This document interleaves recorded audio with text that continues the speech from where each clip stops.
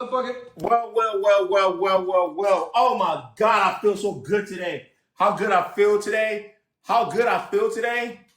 How good I feel today. Shouldn't, it shouldn't be legal. How good I feel today. 3 p.m. Y'all thought I was going to be late. Dakota, go to hell. You thought I was going to be late. I saw you in the Discord talking about some start your timer. I'm having a guest on today, so I cannot afford to be late. But you know, it's 3 on the dot. I see Mickey is here, right? But I'm waiting for a lot of y'all to come on. And you know how we get started. I'm going to send an invite to Mickey in a second so he can come on. But what I want to do is I want to play some music. Not only do I want to play some music, I want to play some bars from Mickey himself. Why am I so excited today? Not only because I respect someone like Mickey giving a younger commentator like me the time, but also I want y'all to watch two people who, in my opinion, at least I can speak for him, knows this hip hop shit. This is somebody that I watched when I was in middle school and, you know what I'm saying, was in that list. But let's get the music going. I'm going to play something that's easy. Right? One of my favorite records of all time, before Drake was Drake, when I knew who Mickey Factz was, when I knew who Travis McCoy is, y'all might not know. And I'm going to play some bars. Slangbot, what up? We going to get started in a second, man. Let me bring Mickey up. Shut the lights off. I feel fantastic right now, man. Yeah. I'm going to bring Mickey up immediately. Yeah. Mickey, how you doing today, brother? Let's go. Let me see if I can hear my brother. Y'all said it was going to be technical difficulties. Hold on. Yeah, you can hear me? Yeah, Mickey, I can hear you. How you feeling today? I'm good, boy. What's up, man? Yeah, I'm good, man. I appreciate you taking the time out, stopping in. If you don't mind, I'm going to just play a little music while people kind of load up in here For while sure. we get things started. I don't know if you're going to go off cam or on cam. It's all up to you. This is my first time ever on TikTok Live, so I'm learning it You as we kidding me? speak. Can you see me? Nah, because your camera is not on right now. So what you got? Oh, now we can see you. Now we can see you. Shout out to the Bronx, man. I'm in the building. What up? What up? What up? Jersey in the building, Bronx in the building, man. I really I know you can probably tell right now is I really appreciate you taking this time out. I'm gonna try to change this grid so it can give us both. That's Yeah. perfect. That's There we much go. better. That's Yeah. much better. Stevie in the building. Stevie, part of the reason why I did this, I got a Discord community, a lot of hip hop guys. So Stevie always will send your stuff in there, and then we'll go ahead and get started. But let me go ahead and play two things if you don't mind. I'm gonna tell you what I'm gonna play. All right, I'm gonna Yeah, go play ahead. Overdose. Yep, yep. I'm gonna play your freestyle Hot 97. Okay. Where you was a banker low key. I'm gonna play a Yeah. little bit of that, and then we'll cut it there because I don't want to take up too much of your time. And then Yeah, we'll for get sure. started. All right, let's go. Let's go. Play that Overdose, man. Hey, run up the likes. Run up the likes, man. Run up the likes. Let's get some people in here. Run up the likes. Don't embarrass me in front of a guest. Yeah, Unc is on time. On OD, everybody know me. OZ, oh me, oh my, they love us. Like Seth Cohen. XOing. This is why I don't listen to a lot of y'all kids when you talking. Shut your mouth. Not only do you not know your history, you don't know the people that are important, you don't know the music. We was listening to this shit before you was here, and people was clearly doing it before you was here. Mickey, hey Mickey. That's when that came out. I don't know what you was doing to yourself, man. I was in high school, bro. So you know this feeling. I don't know what you was listening to in high school, right?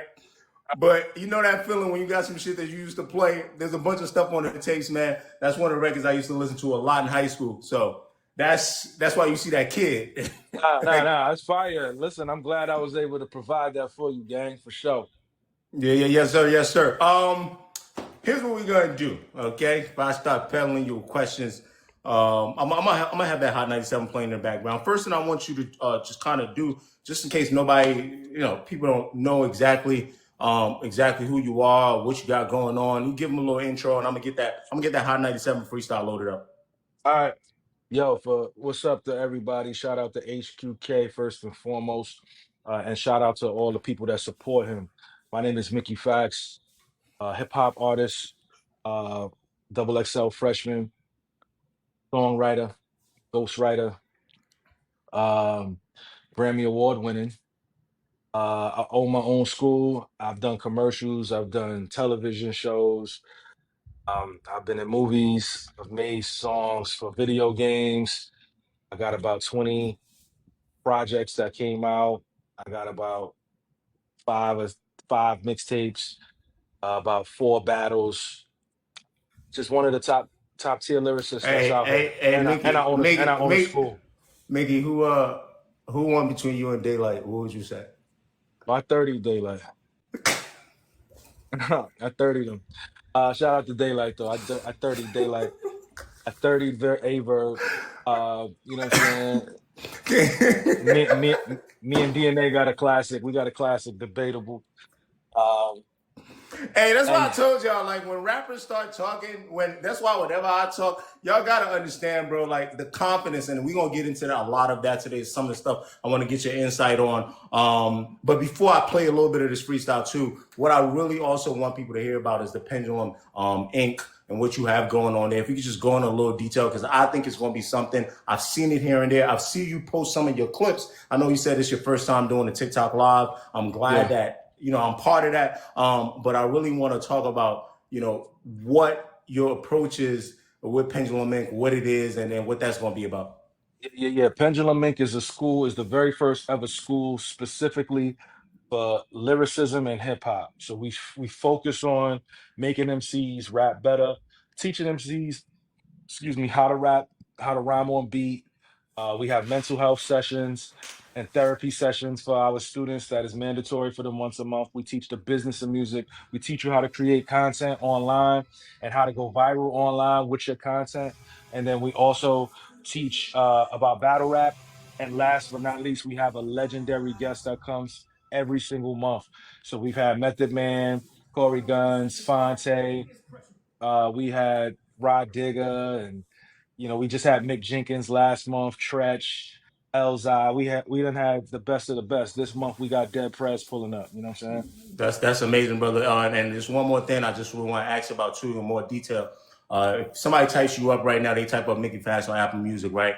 I noticed that it seems like it's some kind of compilation or a tape, and I'm looking at it. This little that I know, it seems like it's graduates maybe from that. So can you speak a little bit more about what that is, and what that is showing up on streaming? So that's the Dean's List Volume 1. That was basically the graduates of my school. I did a song with every single one of the students on that project, and I tagged them on the joint. So students went from 25 monthly listeners. Some of them had like some of them had like 3 monthly listeners. Now all of them are up at least 3,000 monthly listeners, every single one of them. And it's 15 students on that joint. The next one we got coming out is volume 2 for the next set of graduates. That comes out in like 2 or 3 months. And then every single person's Spotify numbers went up. Everybody. And then the third project we're gonna put out, I'm putting these students on records with Method Man, Freeway, Shauna, over beats from Justice League. Like, so you know what I'm saying? Like, it's not a, I It's mean, not a listen, play we play go. thing. It's It's not a not a play play. play thing. It's not It's a not a play play play play thing. thing. It's Not a not a play play play. play thing. That's amazing, man. Let me get a little bit of this freestyle going real quick, and then we're gonna get into what we talking about. And y'all run those likes up. Mickey, go ahead and get a snack, something like that. It's so much I want to get into, and I Let's just want do to it. give everybody a little bit of just a little bit of context of what's going on right now and why I reached out to Mickey. A lot of times my soul speaks to me. Louis said, "I'm giggling like a kid." I am, because unlike some of you lots, I appreciate this thing that I'm doing. I appreciate the people that's in it. And if I get a lot more guests coming on, like people like Mickey, who I listened to when I was younger, that are participating and moving the culture forward, it's gonna get worse. That's the type of person I am. And that doesn't mean we're not going to disagree today, because there's some stuff I talked to Mickey about in terms of competition. But really, I've been working on this documentary, What's Beef, and it's really just trying to understand like rap competition, battles, and beef, and what really all this stuff is about. I feel like in this new day and age, things are getting a lot more conflated. I think leaving my quote unquote era, y'all calling me Unc nowadays, things are getting weirder. You got a bunch of MCs that don't want to touch anything. You got a bunch of MCs that's older active. They want to scrap. You know what I mean? They want to go. You get stuff that goes into the street. They call it rap beef, but they got nothing to do with rapping. It's really street beef. So there's a lot of stuff I want to talk to Mickey about today, not only with his experience, but also talk about some of the technical stuff that makes up a fight, right? Because a lot of people say styles make fights. So I'm gonna just play 30 seconds of this freestyle because I was bumping this today a little bit. Shout out to Flex. If you're not from the New Jersey, New York, you know what I'm saying, PA area, you don't know why this is important to go on Flex and rap your ass off. Run them likes up. We got 6.5 thousand likes right now. I want to see 10 by like 3:15. No funny. No funny. I'm ready. Let's go. What's up? Let's do it. Nas is like, come on. Ask Funk Flex, you know, I'm incredible. I'm telling you, rap optician, let's make a spectacle. Okay. Y'all don't want to see this crap. Your peers pressured you. I contact your girl to talk. When she's in the view, that's a hidden scheme. Like Thanos with the Avengers team. I'm just trying to give you. You chain punch a lot. Y'all dog food. I bet your pedigree. Bars make your ear ring, then you die. It's a death penalty. Hey. Folks don't intervene. I don't choke toes, bad aim. So if you don't get smoked, I might nicotine. What's up? Patch me in. What's going on, Flex? If I don't get the course next, then I'm copping the Corvette. More or less, I was doing push-ups during raw sex. Hard to breathe. Hey, Mickey, no Cardi B. Dakota wants to, he got a question for you. See the bottom right there? I see what happened. The flow got the pay. He said, was this off the dome or was it written? He said It was written. It was written. It was written. We're going to talk about freestyles too in a second off the dome. We're going to talk about that. We're going to talk about that. Very illegal. Chicks used to strip for me because I used to get shorties better than Danny DeVito. Okay. 30 more seconds. 30 more seconds. I just want to get this heat off. Gave my god brother a kilo and a gram. We'll turn this mother out better than a hammer can. Low key, I said anagram. Break it down. You at the top, I'll trumpet. It won't make a sound. At my favorite lounge, rusty shake, shade it down. Still a class act. I'm trying to get to the credit scheme. That credit scheme, I'm trying to get to that, but I don't think I am. If it's a 600, that's death. 400. Work the Corey name, exciting and flies hard to board a plane. Cause I'm getting bored of planes. NBA players married to the game, that's why they call them slaves. Ball and chains. It's all the same. Write my own shit while I drive the dope whip. You'll never catch me in Tory lanes. Had to say, used to have a brown star. Hey man, we can do this all day, man. Let's get started. Let's get started. Y'all got some questions right now. BC, the artist name, the artist is who we got on right now. It's Mickey Factz. You know what I'm saying? 7,000 likes. Let's get to 10,000 likes. Y'all don't embarrass me in front of guests. I never ask y'all for likes. I never ask y'all for any of that stuff. Let's get to it. Dakota is saying, did they tell you what beat they're going to give you so you can write to it, or did you hit up Flex ready to go? I had the rhyme written. I didn't know what beat that I wanted to rhyme over. So I just, when I got there, I was just like, yo, give me a premiere beat. And they gave me Nas's like. Okay, got you. So I do have a bunch of stuff that, I told you I want to talk to you about, and I see people trying to turn this into Q&A. We will do a little bit of that. But speaking of, let's kind of put two things together, right? When, I've made a video talking about freestyles before. For me, Mickey, I look at freestyles as do your thing. You know what I mean? It doesn't necessarily mean it has to be written, it has to be off the dome, etc. Some people do things off the dome. That's fine. To me, it's like, that's why I start saying free verse. Do you feel the same? Do you separate them? Like, oh, that's off the dome. That's a freestyle. That's a remix to another beat. Is that how you look at things as well? Yeah. So essentially, a freestyle is free of style. It's just your thoughts, and it's written down according to Big Daddy Kane and how he was taught. He's saying that freestyle was free of style because they got it from how they used to ride their bikes. So, they would just write verses free of style, and they would memorize them and go into ciphers or battles with these verses and rhyme them. And that was an East Coast thing. Off the Dome was a West Coast thing, and it was called sky rap because they would look to the sky to find the words. So they called it sky rap. And that's really what Off the Dome is. They brought Off the Dome to the East Coast, and then it kind of cross-pollinated between freestyle and Off the Dome. So there's people that'll be like, yo, I'm freestyling. Off the dome. Right. So Off the Dome is really like improvised rhymes. A lot of people don't. Now we're in the era where people are not going off the dome. A lot of people just want to hear the cleverness. They want to hear a lot of the metaphors, the similes, how great your pen is, as opposed to how great your mind is. Because when you're going off the dome, you're repeating words. sometimes from the setup place, and sometimes you might miss a word when you're freestyling. It's all improvisation. So yeah. Yeah, I got you, got you, got you. I think that's a great clarification. Let's take some of that and freestyle in today's rap. And then I really want you to kind of just give us a little bit of how you feel about the genre today. Now, I know that seems like I'm casting a wide net, right? But I want to start there before we start talking about beef and battling and competition and what really inspired me to talk to you today. How do you feel about the genre right now? How do you feel about people being able to freestyle? How do you feel about the music that you're hearing? I know obviously what you do with Pendulum Inc. must speak to that and what you're trying to add on to better the genre. But how do you feel about the genre right now? At this current moment, I think the genre's in a beautiful space. The Clips, they just put their album out and it did extremely well. A lot of people love, this project. It sold well. Raekwon just dropped this past The weekend. Emperor's Cloth, the Emperor's Clothes, the Emperor's You Clothes. know, Yes, sir. you know what I'm saying? Slick Rick dropped earlier this year. That did pretty well. Shout out to Nas and Mass Appeal. They really Yep, platforming over there. Love that. they cooking. Wu-Tang just did their last show ever this past weekend.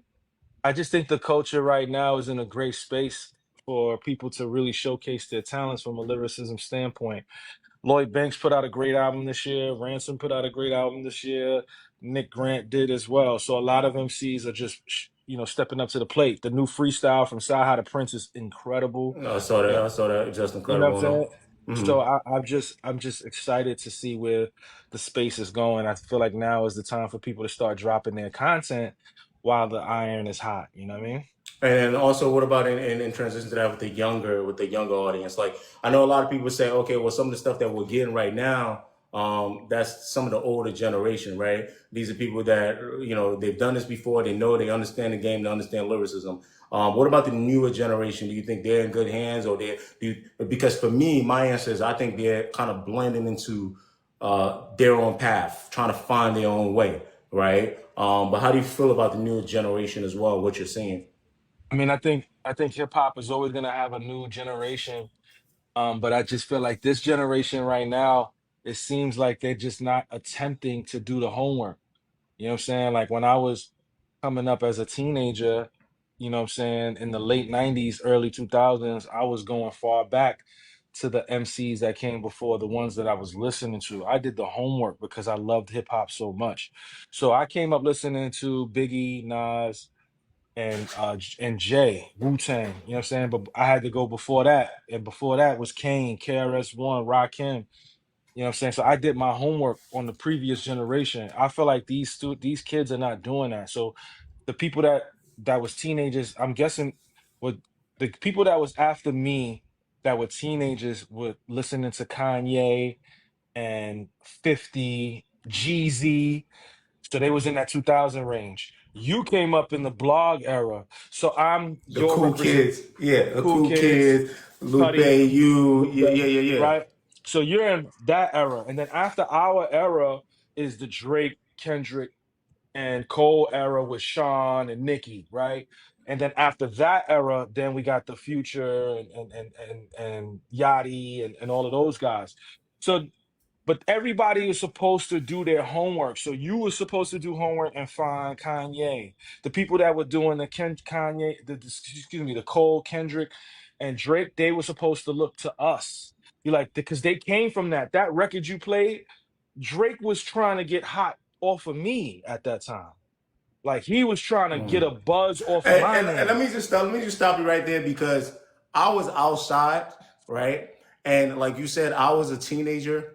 So to these kids, what you just said sounds insane and it's no shade, but I was outside. And I know what like I understand people may take that a certain way. And I want to speak to what Mickey's talking about right now before we go into more things and why I think it's important that maybe people like me or that come after me, we have these type of platforms where we can talk about a bunch of things. Some things they get a little salacious, they're about controversy, beef, but we can get into the technicals, right? Because I can play a song from Drake and an artist who's not as big as Drake now, or I could talk about people like Nicholas F. Mickey, I don't know if you remember Nicholas F.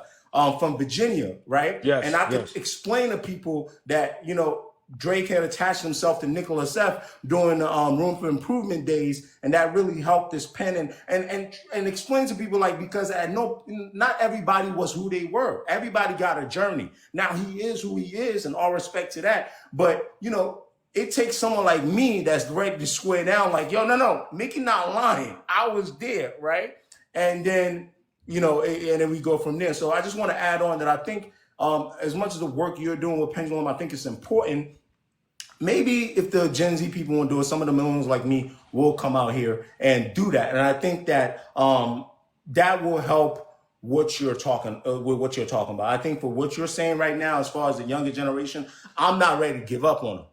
You know what I mean? Because although I grew up in a different environment as far as learning hip hop, I feel like it was easier to stay focused. It was catered to me. You go on a blog, there's a bunch of people plugging in new music. You reading the XXL articles, and it was easier for me to stay on track about the music, right? And then things weren't although we were getting more music on mixtapes and stuff like that Piff and the torrents, it was still easier to stay on track. Nowadays, 50 rap records to drop in an hour. So I have some empathy for a lot of my audience. Yo, come on, drop your ages in the chat. Don't get too close to your age so Mickey can see what I'm saying. A lot of my audience younger than me and you.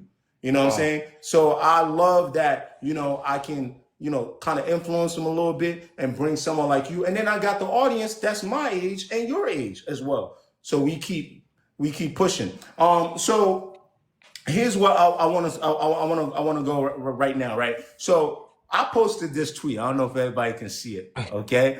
And I said, and I want to get into the heat. Mickey, if you could just let me know how much time do we really have with you? You gotta be honest, because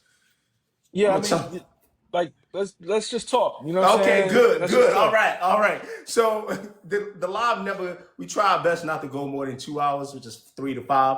If it goes, it goes. So in the background here, I posted this tweet that I said it was disheartening to watch, these guys and people, right, revel in the destruction of their relationship. Because I do think that we could have had major changes in hip hop, right, if all three of them would work together. I think that was like a utopian ass tweet. It was like sweet dreams ass tweet. I understand when I did that, right? But when we just came off our conversation talking about the health of the genre, right, and feeling a certain way and being concerned about where this shit is going, you know what I mean? I do feel like these three guys coming off of the same space you were in, right, and they're quote unquote now the guys carrying it on a commercial level, right? Everybody can spit, but carrying it. I do think these three guys were almost like this kind of last wall of they could kind of shape shift this game into a certain way, right? Now, obviously, Kendrick is taking his own path. Drake and Cole were kind of going to do it. They were trying to do it a certain way. So you pushed back and said rap is competitive. Take me back to the 2000s, right? So I guess my question for you is, this ain't fair, but what the hell is competition, Mickey? What's competition? So define competition. I think competition, and it should be healthy and friendly competition, is stating that you are the best. Hip hop was built on, being braggadocious, being the best, because you want to showcase that you are the best on your neighborhood, your block, your city, your state, your country. You know what I'm saying? Your continent now at this point. And a lot of times when you're trying to do that from a healthy perspective, heads butt because everybody's supposed to feel like they're the best. I don't feel like that anymore, that I should be the best. Because I feel like let me stop you right there, because I've never stopped thinking that.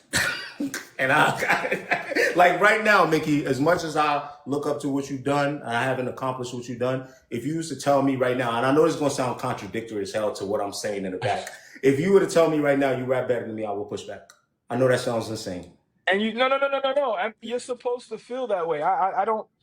I wouldn't even push back. There's people that say that they rap better than me all the time online, and I'll be like, okay, I don't really. That's not my place anymore because I'm in a space now where your support system here in this chat, and I saw the ages. they're going to push back too. And they should push back because they have built a relationship with you. So they're going to automatically say, yeah, HQ is Unc. That's what they calling you. Unc is better than Mickey Factz. And it's subjective. What am I? I'm supposed to get mad and say, no, you're not better than me. No, that's how But you feel. what's helped you move? So how come you don't feel like what's helped you move away from that? Is it working with pendulum, like with this pendulum program you got going on? What's helped you move away from that? Because I always thought that this was going to stay with me forever. I realized that it was an impossible metric to keep. Like when I quit making music in 2014, I was very depressed. I was very, very depressed. And the only thing that, because I wasn't doing the lyricist kind of music, I was doing like music, I was doing dance To get music hurt, yeah. and creative music. So I said, you know what? I want to be in the conversation now. I didn't say I was the best. I just wanted to be in the conversation. And when I realized when I started to go to these radio stations and cook them and then get on records and cook legends, and I was put into the conversation, I recognized that being in the conversation doesn't automatically make you the best. And you have to go even further to be the best, and you have to be consistent. And then I started to ask myself, how does one be consistent over so long of a time to say that they're the best? And when I realized how much work that is, I said, I don't want to be the best anymore.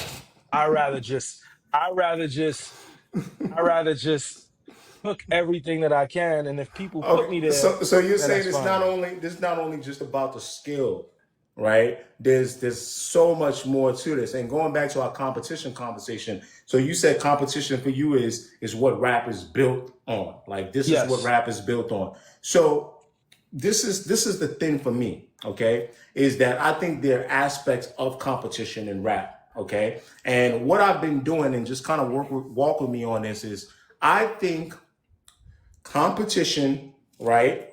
Battling and beef are all separate, Yes. right? And my theory on this doc that I'm working on as I'm writing this essay is that one could lead to the other, right? But however, in order for competition to work healthily in hip hop, we need to start making a so much separation. So right now we on competition, right? Because I go back to what you said. You said rap is competitive. Take me back to 2000. So that I think is it's a lot in that statement, right? Because I could go, well, I mean, Mickey, let me ask you a question. Ain't competition trying to see who sell more records? Is that competition?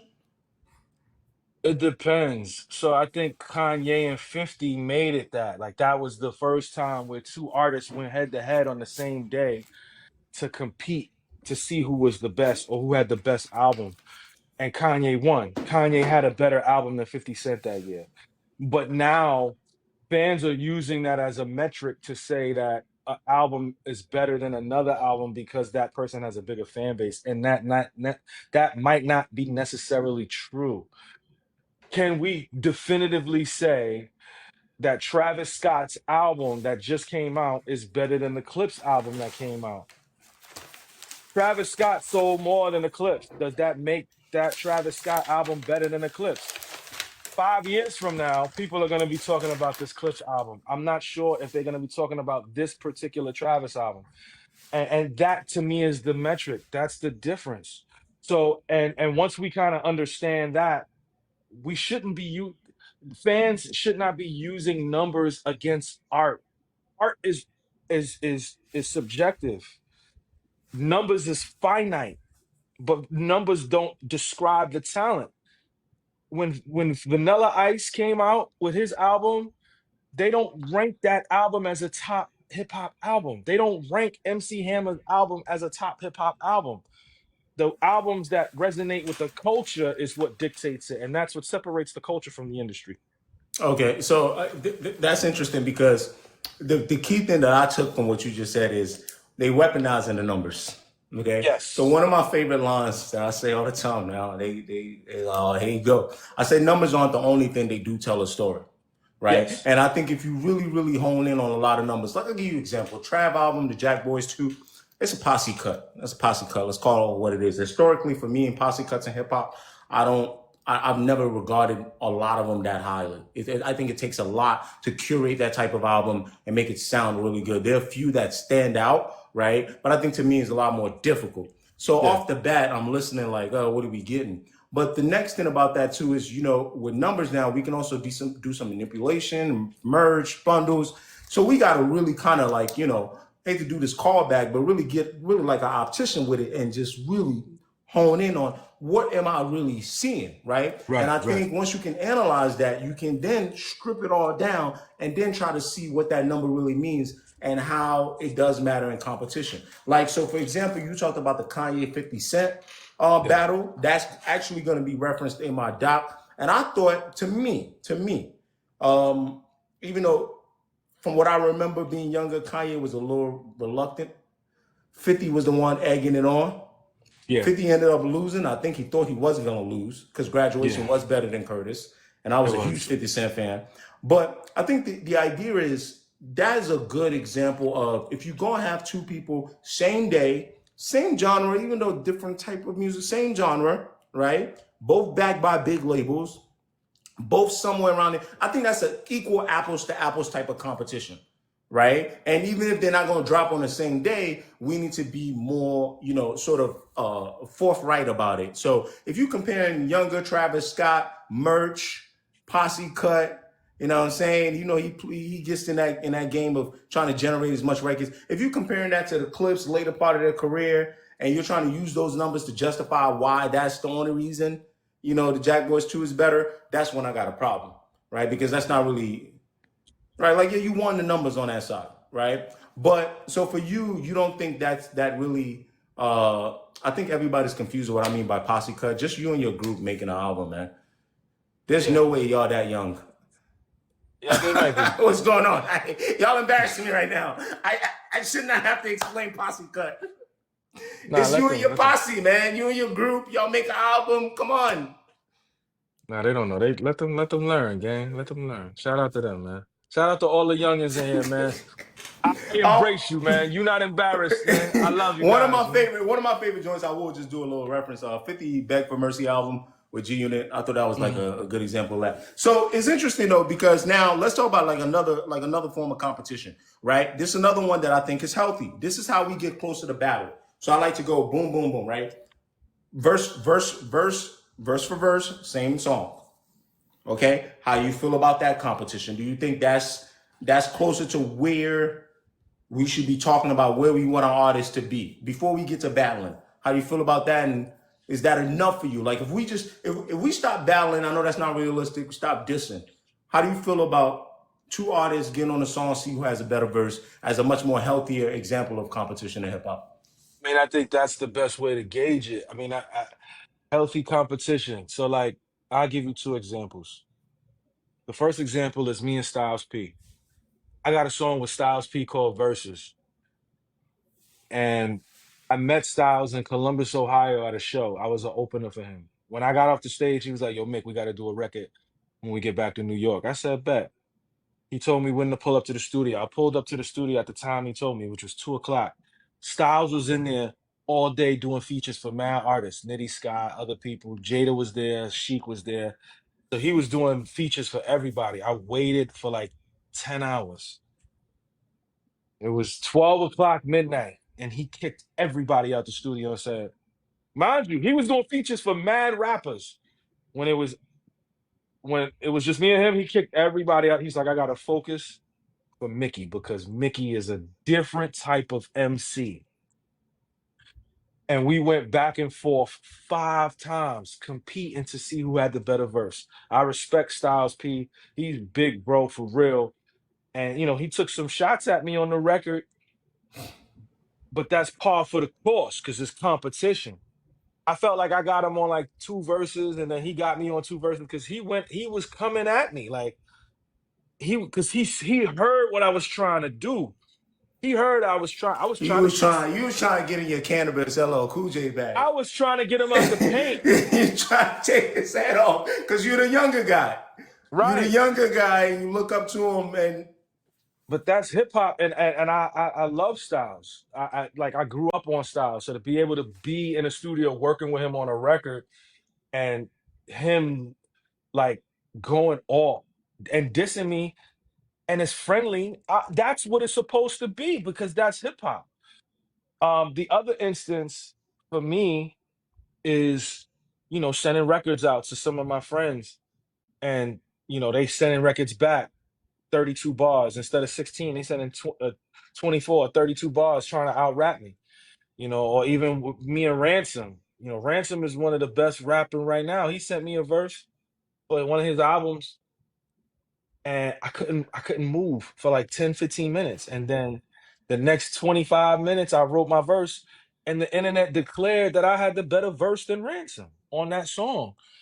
But that's healthy competition. I would never disrespect Ransom, but I understand that if I'm on a song with somebody who's highly regarded lyrically, I have to do my job to be better than him.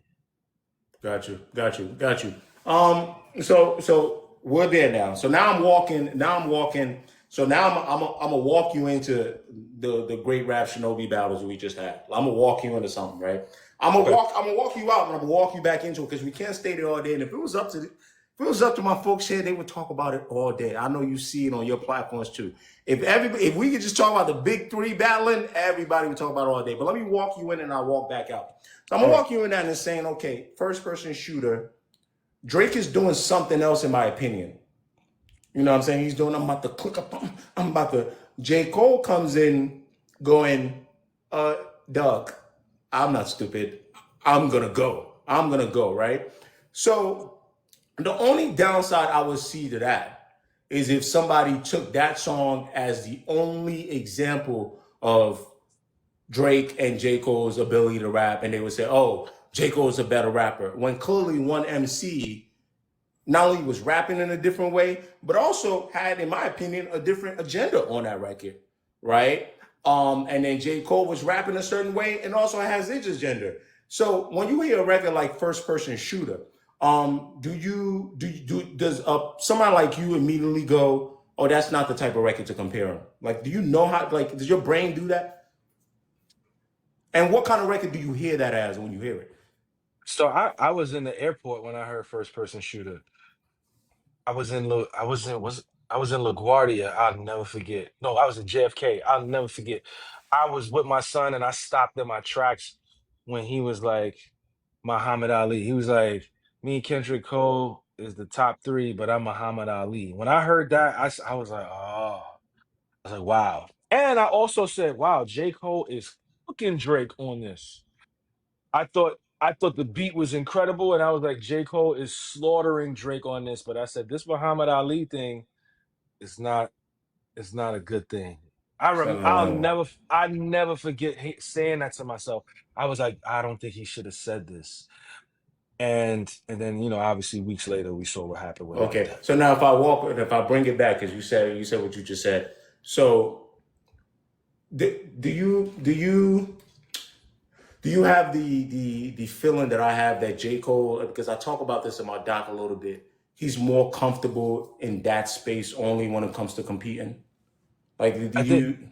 I think he wants to compete on features with different artists that people hold high in that regard. So he'll do the Dirk record, he'll do the Benny record, he'll do the Drake record, you know what I'm saying? He'll do the Bia record, and he'll cook, you know what I'm saying? And people will gravitate towards that. It's basically the Andre 3000 formula. But I think on his own records is where he's supposed to kind of take off on MCs. And do You that. know what I'm saying? Okay. Now the next thing I want to ask, based on your experience, when you were out here, just you rapping with people. I mean, I'm talking about the time where your phone is going off. In those earlier days, everybody wants to rap with you. I mean, going off crazy, right? And I don't know because of skill, because this industry is buzz this, buzz that. Did you ever run into an MC that you knew was similar to Cole, that you knew was nice, could get on a record with you when y'all doing just a friendly, verse for verse, but you knew didn't have that kind of space for battling? Because that's what we're gonna move on to next. Have you ever had an example of somebody like that? Corey Guns. there's no diss record with Corey Guns. You can't find a Corey Guns diss record, but he is one of the most difficult MCs to rap with ever because of how he does it in his delivery. So, I had to compete with Corey from that perspective all the time. But I heard that when he battled in the Bronx that he didn't win a lot because he was just an incredible rhymer, but he wasn't really a great battler. There's two different kind of things. And what do you think? What do you think makes? Because when we get to we're gonna move on to battling, and I guess this is a nice segue. Mickey, what do you think makes somebody that? Because I got my theories, right? I think it's more. I think being a great battler. I'll give you my theory, right? Being a great battler is an interest way into looking at somebody's brain and figuring out if they got those little things, those Machiavellian type, style, those Sun Tzu, art of war mentality. Either they got an uncle that's taught them about it. Either they read something, either they YouTubed it. A lot of people laugh and make fun of Mr. Morale and the Big Steppers or that therapy album. That makes you more dangerous to me. You've been doing your study. You've been doing the internal work. So that's my answer as to what really makes somebody that type of person, right? Doesn't mean it's going to help you win. What do you think brings that out of somebody? Because I know J. Cole can rhyme. I think he can rhyme better than a lot of people. If he had to rhyme to save my life. But clearly that thing right there was missing as we moved on to the battle aspect that made him take that verse out. What do you think makes an MC be able to have that?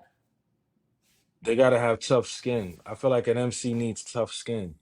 If you don't have tough skin, you are going to get cooked out here. So tough skin and being clever. You got to be clever and you got to have tough skin. You know what I'm saying? Like that's really it. Because if you're clever, you can be strategic.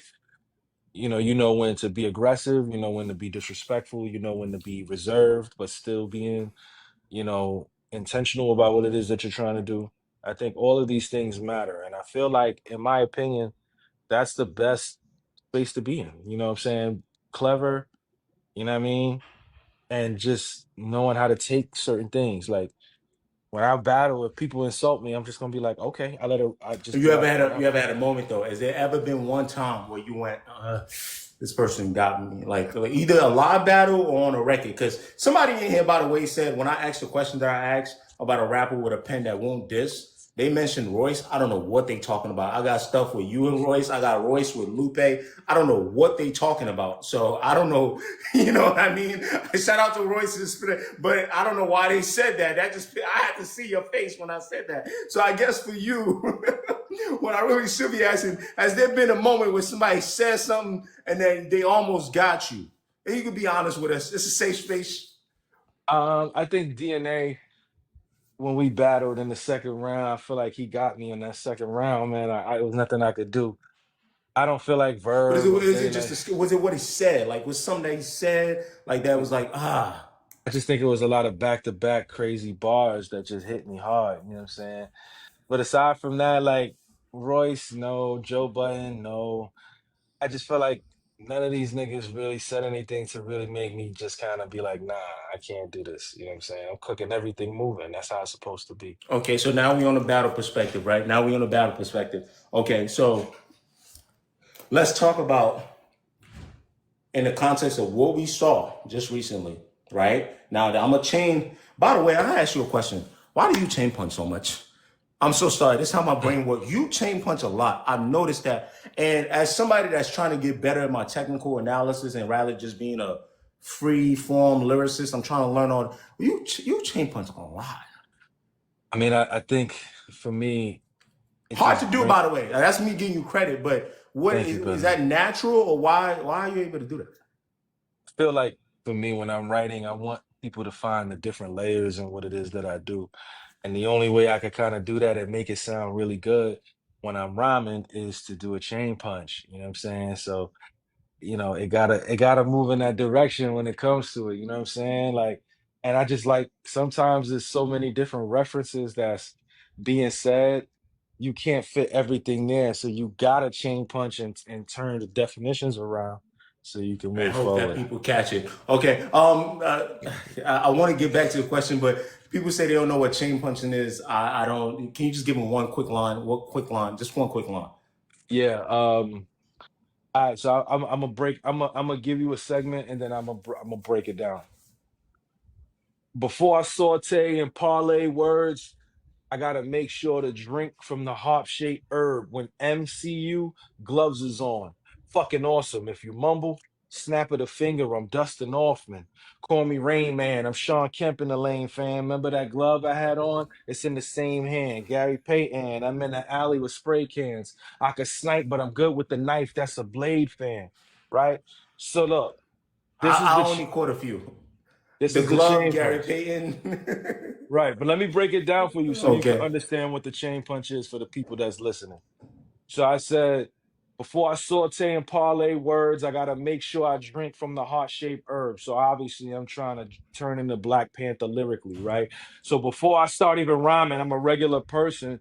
But after these two lines, I'm drinking from this heart-shaped herb. When MCU, Marvel Cinematic Universe, but I'm also M as in Mickey. When MC. MCU, gloves is on, right? The gloves is on. Fucking awesome, right? The glove. Oh, I think we lost. Hold on, we get your audio. Hey, they try to take the company down. Okay, we good. We good. Hey, while he out, guys, I don't think I'm better than him. Oh shit, he back. He back. Yo, gloves is on, right? Gloves is on. Fucking awesome. If you mumble, snap of the finger. I'm Dustin Hoffman. So he turned everybody into dust, right? But I said, if you mumble, snap of the finger, I'm Dustin Hoffman.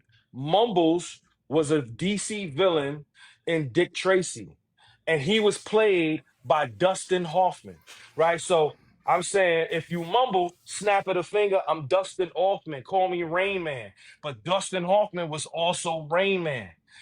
I'm Sean Kemp in the lane, fan. Sean Kemp was also the Rain Man. On Remember that Seattle glove? Yep. Remember Sonics that? glove. Yep. Remember that glove I had on? It's in the same hand. Gary Payton. I'm in the alley. He threw alley oops, It's but the I'm saying I'm in the alley with spray cans, right? I could snipe, but I'm good with the knife. That's a blade fan. man. We That's a all know. Marvel universe. Bring it all together. All right, Yes. so yeah, that's chain punching. Go figure it out. Okay, so now go back because something like that we could appreciate. I think there's some still. I don't want to speak too ill again of my younger audiences, some of my millennial audiences. I think there's still people that appreciate this now in this era, right? So I want to take some of the technical stuff, and I want to take what we had in this era, how we went into this battle, right? And then I want to take what you think might have happened maybe in the early 2000s and things like that, right? So remember, we have first person shooter, right? So Right. I have my questions, I have the battle, I'm trying to link them all together and get your perspective and experience. We have first person shooter. You go, Mickey, you telling me you hear that Muhammad Ali. It sounds like you're saying my 2000s brain and any 90s MC would not like that, right? That's what you're saying, right? So, and I think that's No, what you're feeling. no. What I'm saying is, oh my gosh, he just started World War III. Really? That's what I'm saying. When I heard first person shooter, I said, "Oh, he just started World War III." So this wasn't okay. Is this coming from how you see Kendrick? Yes, because I at the moment I heard it, I knew that Kendrick was gonna say something to that. I just didn't know when he was gonna say it. But because Kendrick always wanted the competition, he always wanted it. So like he was waiting for Drake to jump out, and Drake didn't on that song. Drake didn't jump out. It was Cole. Yeah, But it's the fact that Cole did it on a song with Drake, and then Cole backed out after Kendrick yeah, responded back yeah, yeah, like that. You know what I'm saying? yeah.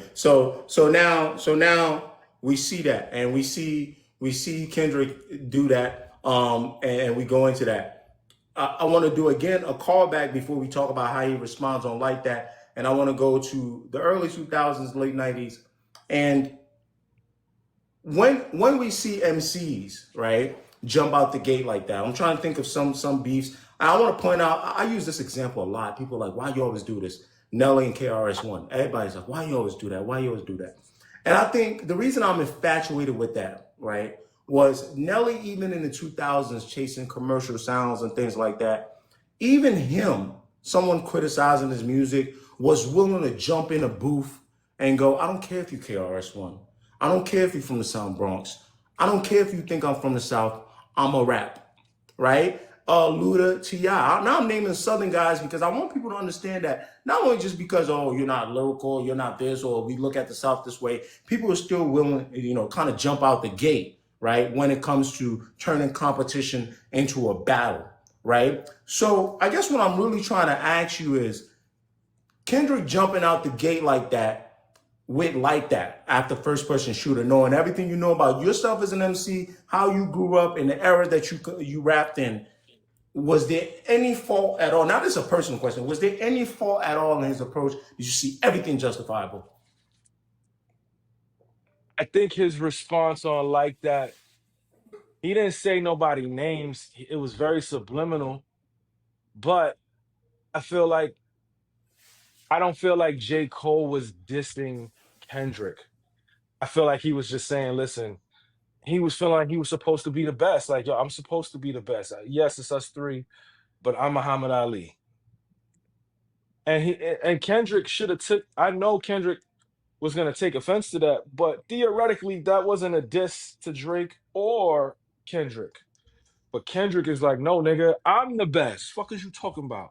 Mm-hmm. And let me show you why I'm the best and do something about it. Okay. And then that to me is where Cole folded and Drake didn't. Okay, so now we move down from that. We move down for that because I'm writing this doc and I'm trying to see everybody's side, right? Okay, now let's take again our approach, because for me, somebody's asking if this is going to be on YouTube. I am most likely going to post this conversation on YouTube, but I got to check with Mickey in case, you know what I mean? It's Yeah, fine. yeah, yeah. Okay, cool. So now I want to go to is like, because I think I had this part. I got this. I've been like a madman writing this stuff. I got this part in this doc in which I said, to me, Doc come off like Debo in an era in which a lot of MCs just aren't privy to confrontation, right? He comes off as Debo, not because he is actually a bully, but because of the era that he's in, right? So when he does something like that, I feel like if that was, I don't know, someone like Pun or something doing that in the 90s, and it was mentioning Jay or something, I feel like Jay would have came out, or Nas, they would have came out and said, what's up, and go, right? And it wouldn't have got, I think, this complicated. So now let's move from like that, okay, to push-ups, okay? And when I'm walking you to, do you think Drake's response at push-up at that time, as we talk about competition moving into battling, because to me, remember, I'm trying to cut everything up. They still battling right now. Now this is battle. Does push-ups work for you? Is that still in that realm of how do you feel about that? Not necessarily the quality of the record per se, but how that's keeping everything in line. I thought push-ups was a decent jab. I thought it was a decent jab to set it off. And Drake was warranted to kind of go at Kendrick because Kendrick went so hard on like that. And everybody knew like that was about Drake and Cole. So I think that first record from Drake was warranted. I'm not mad at it. Was it a 10? No. It was cool. I feel like the 10 came later on. And I also feel like Drake probably was looking at the whole scenario like, this guy doesn't release enough, so let me drop a bomb on him and he's not gonna recover. And obviously I'm jumping at it again. Okay, so real But quick, if I can just inject, go ahead. I'm sorry. Go ahead. I I'm gonna just close it off here. I think that push-ups was cool. It was cool. It wasn't nothing crazy. It was cool. Okay, so I want to take that and I want to reference something because I remember I was really young for Jay and Oz. You know, one mistake I used to make a lot because I just wasn't as tapped in. Everything felt like I think I was about 11 or 12, something like that. Everything felt like big, right? And I missed the little stuff. You know, for a long time, Mickey, I thought takeover performance at Summer Jam was what popped everything off. I was wrong, right? So, and the reason I'm saying this is because when people don't understand methods of escalation, you get everything wrong, right? So let me use what I just did with push-ups and first-person shooter to take you back to Jay and Nas, and some of that would probably know a little better than me. That Nas freestyle, which I went back and I made sure I didn't miss, and I listened to it over and over again. That does that for you match what Jay did on Takeover? Does that make sense? Like, does that make sense? That escalation? And if not, can you give me examples of other time where we had escalations that you were just like, ugh, this person did it well or took it too far? So it all started with Memphis Bleak Took on his what you sub, what sub you at think of Nas, yep. What you think of that? Nas responded on Nostradamus, right? And after that, Jay responded with Takeover in the Summer I Jam. thought the freestyle came before Takeover. Oh, I'm sorry. Takeover was they did a snippet on stage. Then Yes, Nas dropped the freestyle. yes. Then Nas dropped the freestyle. And then the official song came out. And then so it's Takeover one verse versus that freestyle. Stop. You know what I'm saying? That's what it really was. And then Ether came out, and then it's super ugly. So it's Ether versus super ugly. And then it's that freestyle versus Takeover. So Takeover beats the freestyle clearly, and Ether beats super ugly. Now, if people want to say, okay, what's better, Ether or Takeover? It's hard to quantify that because Ether is 4 verses dissing Nas on one One. verse. This and Jay, yeah, this and Jay on one. Jay has one verse dissing Nas. It's not the same. So, but in any event, Nas won the battle. You know what I'm saying? I think Nas won the battle. I like Takeover the most, but I do feel like Nas won. Okay, so now we go from push-ups to euphoria, and it's moving fast. Okay, I remember an era where the only way you guess you're gonna move fast is either go to a radio station or I don't know, go drop it on mixtape, right? So Right. we go push-ups to euphoria, right? He I takes thought two I thought I, weeks. I thought it was the AI. Tailor made. I'm sorry, tailor made. Okay, actually, I'm glad you bring up tailor made. Okay, in the middle of a rap beef, have you ever seen anything similar to that? The only things I can think of for me are 50 Cent antics. Have you seen anything similar to that? And what do you think that impact has on battling and competition? So I think that first of all, I did it when I dissed Royce. So I had RJ Payne's voice and I had Ransom's voice. So I did that first. Secondly, I feel like Drake should have just used his voice as Tupac and as Snoop. He should have just used his voice. Because Pac is deceased. That was my That biggest problem. and he's just tone deaf with the conversation around AI.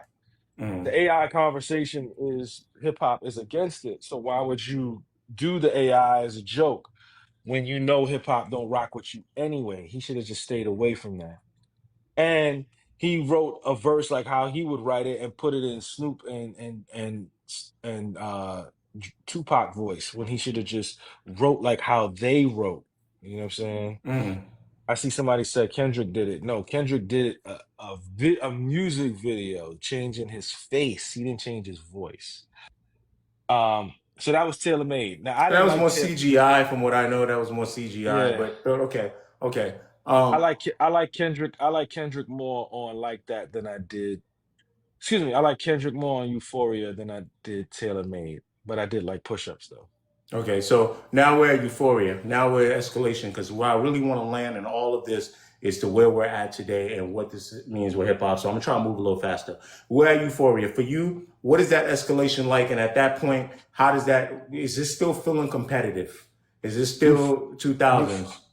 Euphoria was competitive.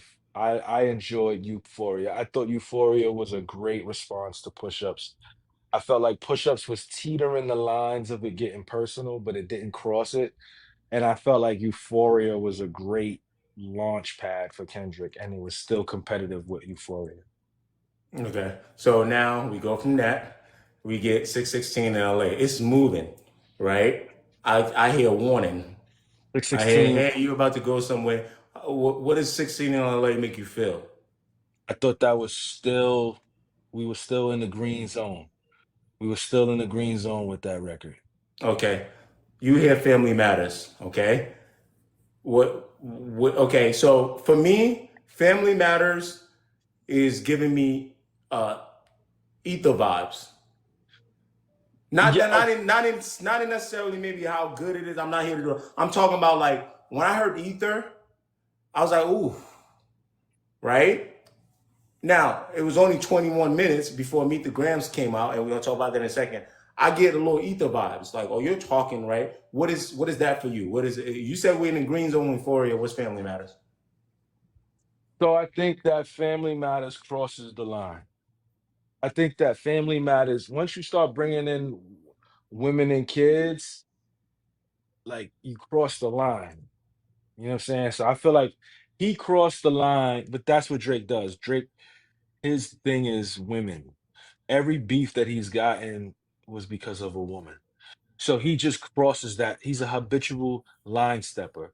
So for me, I personally think that as much as I enjoyed Family Matters, I think a lot of Family Matters could have been handled differently had he just stuck to Kendrick, not worried about the wife and the son and Dave Free and Rick Ross and The Weeknd and ASAP, and then even when he's dissing these people, he's bringing up women. So when he diss Ross, he's talking about women coming to give him a blowjob. When he's talking about The Weeknd, he's talking about The Weeknd's relationship being, into men. When he's talking about ASAP Rocky, he's talking about Rihanna. Okay, so, He- so let me kind of inject a little bit right there because this is where now you see what I'm trying to say. We going into beef. Okay, no, so so yeah, that Family Matters turned it into beef. okay, so that's the take that you're gonna have. So I want to run through some battles with you. Yeah. Okay, okay. Okay. Pac and Big. For me, hit 'em up is beef. No matter what Biggie thought, I think Biggie was moving with that what's beef type of thing, and I think it was more so the people around him. But to me, that's a good example. That's beef So Pac had beef with Big, but Big didn't have beef with with Pac. Pac. I have a big Yes. problem with that. It was a It's one actually a side. It big was part of my doc. I have a huge problem with that. I don't know if you can give us anything in there. I have a huge, and when I say a huge problem with that, and I know Pac was a very quote unquote, you know, complicated person, right? But I have a right. huge problem with that. Okay, so I'll give you other examples and common ones so people know. 50 Ja Rule, what's that? That's beef. That's beef clearly, right? Yeah, so that was beef before they started dissing on records. They actually had a fight in the studio and Yo, somebody got wait, in stabbed. Atlanta, right? Okay, so that's So no, in New York. So oh, it is in New York. Okay, that was actual street beef that spilled into the music as opposed to music issues that spill into the streets. They had okay, issues in the streets first. okay. So give me. So we Pac Big 50 Ja. That's all beef. But Pac Big is complicated because Pac had beef with Biggie. Biggie didn't have beef with Pac. And Correct. these records reflect it. Because I'm thinking of Hit 'Em Up, I'm thinking of Back Down, and a whole bunch of other records, right? These records sound closer to Family Matters, right? Yes. Jay and Nas is what? That's beef. Because Ether, Jay and Nas to me, I don't think was beef. I think that was a battle. I don't think that was beef. I think that was a battle. I okay. do not think that was But to beef. me, that's really, really getting to the line. Your So your so but it your was baby moms, because if you tell me Family Matters, your baby moms in the car seat, that's crazy. Yeah, but you apologized. he apologized the next day.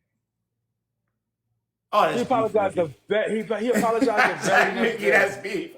Nah, but I think Takeover and Ether was not beef. I think Super Ugly turned it into beef, but then he Yes, apologized. But he apologized the next day, so there wasn't no beef because he before it could resonate with anybody. I'm talking about the next day he apologized. Fez He mom. apologized. Yes, the very so imagine a song. Imagine a song drop dissing somebody one day, and the very next day, that person, that's what It happened. wasn't the very next day, but J. Cole might as well just took the title from him because a lot of people don't know that. Right? So, okay, so I'm going to use this to reference a point before we move on to Meet the Grams, Not Like Us, and then get it over Hot Part 6 and come back to, what I want to talk US, UK with you as well. It's only 4 o'clock, so we're almost out of here, but we got good time. So let me ask you a question. Because one of the things that I really, really dislike is people not understanding context. Okay? So I do think there's some context difference with Jay and Cole, because Cole actually deletes the record, but they both still have apologies. But one of the things I don't like, for example, when you brought up Euphoria, right? And then after that, we talk about Family Matters. I don't like Drake. People know I'm fond of Drake. I know there's some theories out there, but I like the guy, right? But one thing I don't like is when Euphoria, he said, I got a son on the way, but you don't know nothing about that. That's a different context than your child is not yours, right? And I don't know why people are not understanding that. Like, I have a son on the range. You don't know nothing about that. It's very much different from, I'm actually talking about your child. I'm just saying I don't think you're as good of a father as I am, right? That's what I'm implying, and I'm using my child. So I think that's weird. But where I will push back with is, let's talk Jay-Z apology, J. Cole apology. The only context that I could find that's different there, right, is that J. Cole released the song, deleted it, went on stage, justified why he was deleting it, So, right? okay, so the difference between J. Cole and Jay-Z was, first of all, it was a different time. In 2001, he said his mother was a big fan, and his mother made Jay-Z apologize for disrespecting the child's mother. J. Cole was disrespecting Kendrick's catalog. That to me did not deserve or warrant an apology. But but through the grapevine, Cole got a call from Kendrick and was like, "Look, I know some shit, and either you gonna apologize or we gonna take it there." And that's what happened. Okay. So I heard, some of the stuff we heard out there is more about Schoolboy Q saying, hey, this really ain't got nothing to do with you. Get out of that. But okay. Yeah, I mean, it's something similar. I spoke to somebody very close to them in the camp, and I heard with Cole. I heard the shit that they had on Cole, and it was in his best interest to apologize and leave this. It could have got very, very messy, and honestly, it could have been brand damaging. So for me, So, I think that hold on, I think that Cole, he didn't believe what he was saying in that record. okay, so let me walk back, right? Because now I got a little pushback. That doesn't check out to me because I feel like Kenny and Jermaine, Kendrick and Cole would have stayed battle. That's Yes, what I yes, feel. And I also yes. feel like Cole said nothing on 7 Minute Drill that should warrant anybody talking about it might go here. That doesn't sit well with me because that's not what I I heard from I the mean, record. You like I understand what I'm said, saying? man, I'm telling you, bro, it's No, I bad. get what you're saying, but what I'm So, saying is, okay, let me ask it this way, so you don't have to go into a bag, because I know I'm putting you in a tough spot. But just flat out, do you think, based on what you heard on 7 Minute Drill, the next response after that, if Kendrick was going to respond to him, does that stay within the realm of everything we talked about in a battle, like the older battles we talk about? Does that stay LL Cool J Cannabis? Does that stay, I guess I want to use another example of like a really good, just clean battle. Does it stay there? I think that, okay. Let me answer it. Let me answer this question this way. I personally feel that if Cole was gonna diss Kendrick, Cole needed to be honest in his diss. I don't feel like Cole was honest with how he felt about his Kendrick's projects. I think he was using how the internet felt about the Kendrick stuff from a negative aspect. So he probably went online and saw people was making fun of the Therapy album, and he said this about his album. But I don't feel like Cole believed that.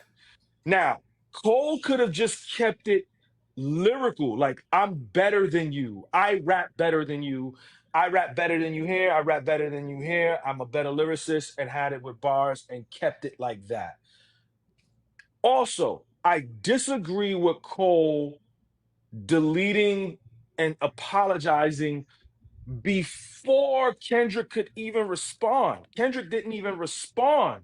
He didn't even rap. So he put out a record, and then Kendrick didn't even respond, and then he deleted it and apologized before Kendrick even, because you got to remember, Kendrick went radio silent after he dropped Like That. He went radio silent, and then Cole, he put the record out, and you can check my tweets. I said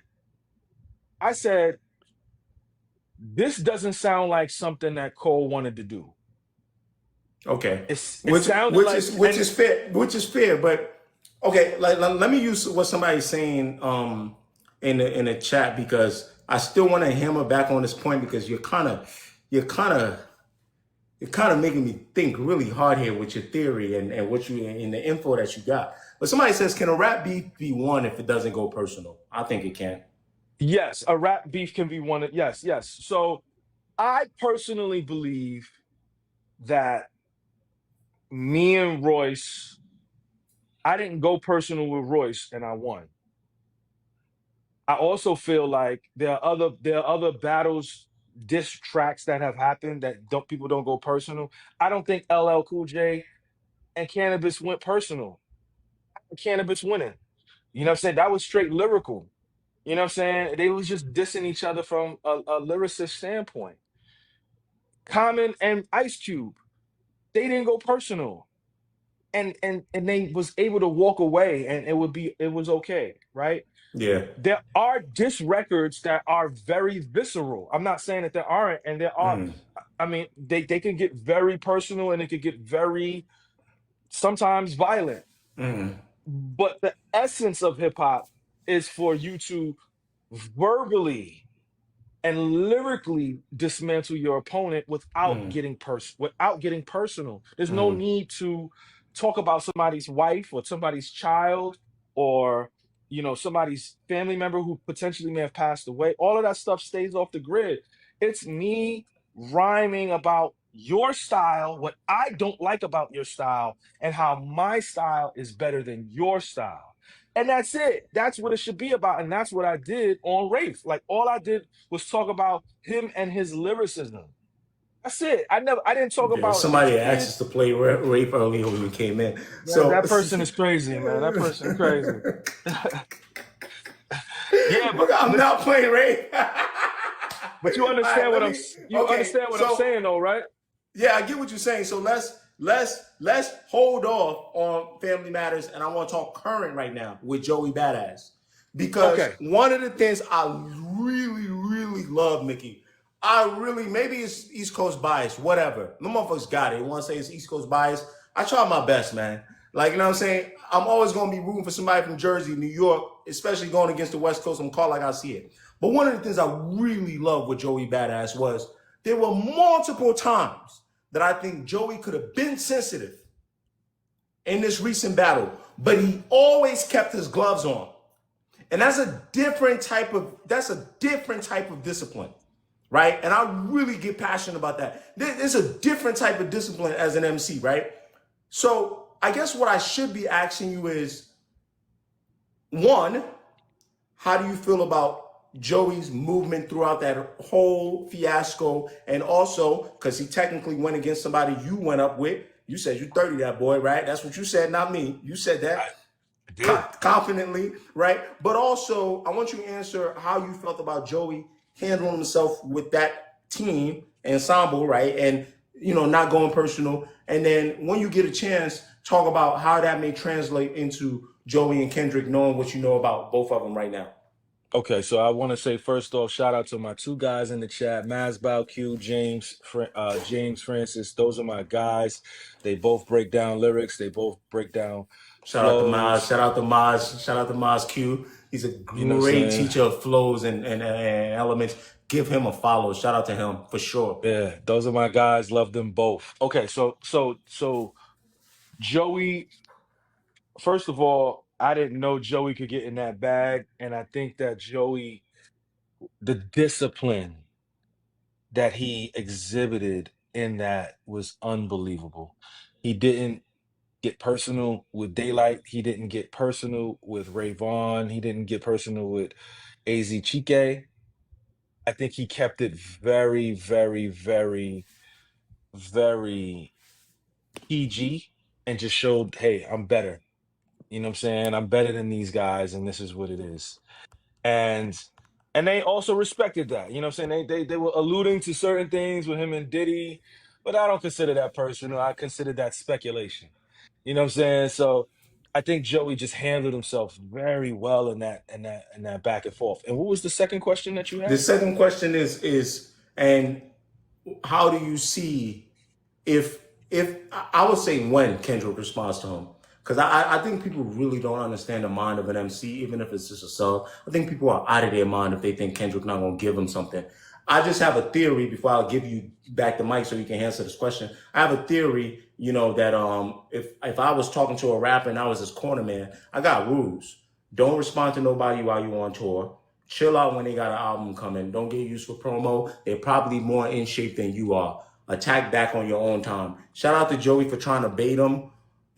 Pretty much trying to do what Kendrick did to Drake, in my opinion. Attack him while he's on tour. Attack him when he just came off tour. But, I can lobby for Joey and at the same time can corner man for Kendrick and say, don't do nothing stupid. That's dumb. But respond on your own time. So how do you see maybe that battle playing out? Do you even see a response? Do you see a sub, something? How does that situation, how do you kind of sort of survey that Joey attempt to go with Kendrick and what you think might happen there? So if Kendrick was gonna respond, he should have responded on the Clips album. And He didn't go back to change that because that verse was like older, right? We heard that. no, I don't think we heard that verse before. That's a new No, verse. I'm saying That not verse. heard the verse. I'm saying the song, the concept of the song being made was older. I believe he recorded that during the battle. Actually, that's what Pusha has said Oh, if it was recorded during the battle, then during I don't. during the battle with Drake is what the Yeah, yeah, yeah, yeah, yeah. yeah.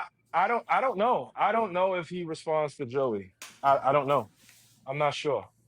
I'm not sure. Really, I would have thought I would have I had you as a support on this. I no, I absolutely. know. No, If I'm I saying. had to bet, if I had to No, bet, I'm saying that I want Kendrick to respond to Joey. I'm saying that I don't think he will. really, I don't think he will. really, Mm-mm. and why do you think that is? Other than the fact that what you just told me, because he would have did it on Whips and Chains. Well, he's been off. So the last show happened already, right? So he has some time before he goes on over to overseas, and feel like if we're gonna get a response, it has to be before he goes overseas. I And believe Birmingham, like yeah. So the UK, so he's France. They just did Paris, so they're moving over. I think to London, I to know Birmingham. I know Kendrick has heard it because clearly Yeah. he's been with Ray Vaughn. They've been hanging out, and I know he's heard the stuff, but I just don't. If I think he would have responded already. I just think he would have responded already. Man, we gonna have I'm a that tweet that I send you when it happens. It's absolute. I feel it's gonna happen. I feel again, this is probably what we were talking about: immense discipline, right? Because him responding to Joey does Joey all the favor in the world. You on tour, it's kind of messy, you got a lot going on. You give Joey's album is dropping in August. You give him a springboard for his album. This was good, battling Daylight, battling Ray Vaughn, but Kendrick responding to you and you trying to go in gives you a lot more clout for that album. Gives you not that Joey can't carry his own and he's not, you understand what I'm saying? I think Kendrick is probably a lot more strategic than that. That's why he didn't respond yet. But if you say it's not gonna happen, cool. I don't. We'll I don't. I, see. I don't think it's gonna happen. I just don't. But I've And you been know wrong why? You know before. why too, Mickey? I think it's gonna happen because as much as vitriol, and I want to move on to Meet the Grams because that's kind of how I want to do this thing. But is I do think Kendrick sees the possibility because Joey Cool with Ab Soul and guys like that. He sees the possibility of being able to keep the battle cleaner and more about lyrics. And I think he would probably savor that. No. Yo, this guy just did the Super Bowl, man. I can't mentally see him going at Joey, bro. Not a full on, not a full on. I Just a want Jay it to Z sub, happen. 2, 3 subs. I want it to And you happen, go but ahead and write 2 songs about me. I'm not gonna say nothing. I'm gonna give you another sub, maybe another time, and then I'm done. That I type of just thing. I'm not talking full diss song, maybe subliminals. Yeah, I can see definitely but subliminals, clear but subs though. That's how I see it. I yeah, mean, but subs that like check your own jersey. You always be number 2. Like, I, oh man, I can't. I don't know. The way Kendrick's mind is, I just don't know. I don't know. okay, let's talk Kendrick's mind. Okay, so you say Family Matters goes from Green Zone. So you hear because remember we had 616 in LA. So I don't know if you want to touch on that 616 in LA. Because to Six me that's six. so pivotal that people are missing that. It's why a lot of Drake fans get mad at me because I know that record exists. I let nobody gaslight me about who escalated this thing. So I think 6:16 a.m. was like a warning shot. Like, hey, listen, do not. You don't want to go there, bro. And I think Drake heard that and was like, yeah, I do want to go there because you ain't gonna be able to keep up with this next record I'm gonna drop. And that you I think think that was supposed to. So we go to Family Matters. You say that's going past Green Zone. We talked about that. Then yeah, Meet the Graham steps on that. Okay? Meet the yeah. Graham sounds closer to what you were just saying about Cole and Kendrick. I still can't fathom what you're telling me right now, Mickey. I can't fathom that. Right? I still think them two stays a lot cleaner. That's just what I'm saying. I still think Cole and Kendrick stays a lot cleaner. So you hear Meet the Grams, and now how do you feel? And then at this point, what is competition on your head? You laughing? You got a good point, babe, but that's just how I see it. You hear Meet the Grams? What are you thinking? My reaction is on live, excuse me, online, and I was in disbelief. I was in complete disbelief hearing the beat, hearing him disrespect, not disrespect, but hearing him talk to his son, talk to his mother, talk to his father, talk to this quote unquote daughter, um, and then tying it all together. At the time, I thought that was ether. It was so I was like, you can't come back from that. And do I think it was personal? No. Um, Oh, I don't Mickey. think it was personal. I think he was hear me out, hear me out, hear me out. He was talking to he didn't disrespect he didn't disrespect the son. He didn't disrespect the mother. He did kind of disrespect his father though. He did disrespect his Okay, father. Mickey, hold on. Family He Matters is did. personal? No. No, Family Matters. I'm actually asking, is Family No, Matters fam. personal? I think the first and the third verse is personal. Yes. Mickey, I'm sorry. I can't call Family Matters personal and Meet the Grams. It's not personal. Meet the Grams scared me. I think the And I've been beats. in the I era of think. hearing MCs emceeing. I think. Like, Wait. I got scared. I'm hearing I you. think the. I think the beat. I think the beat is scary. He talked to his son about who his father is. Right. He didn't disrespect his son. Did he disrespect his son? In fairness, no, but I don't think the personal thing for me is about disrespecting the son. I think dragging I don't want to semantic it. I just think dragging my son, my mother, my father. Granted, I know why you doing it. Granted, the rules. See, this is where Drake fans hate me and they love me here. All right, this is where they hate me right here, Mickey. Your favorite rapper escalated it. Okay, Kendrick Lamar. Yeah, I, right? Kendrick Lamar took it to hell, right? So they love when I say, Kendrick took it to hell. They hate when I say your favorite rapper escalated it. But for me, the personal portion of it is why I judge Drake, meaning that you brought his fiance and children into family matters. So you bring in what, no matter how you said it, his mother, father, and son into Meet the Grams is also personal. That's how I look at it. But okay, in all fairness, Drake responded that same night to Kendrick via IG post and was like, "Can somebody tell me where my daughter's at? Show me where my daughter was at, because I don't have a daughter." He didn't say anything about his father. He didn't say anything about his mother. He didn't say anything about his son. He didn't care about any of that. And even when he responded on the Heart Part 6, he didn't bring any of that stuff up. So I don't personally, this is just me personally, I don't feel like it was as personal as people made it. I feel like Drake made it personal when he brung in his mom, excuse me, when he brung in his baby mother, right? And his child, that the child might be Dave Freeze.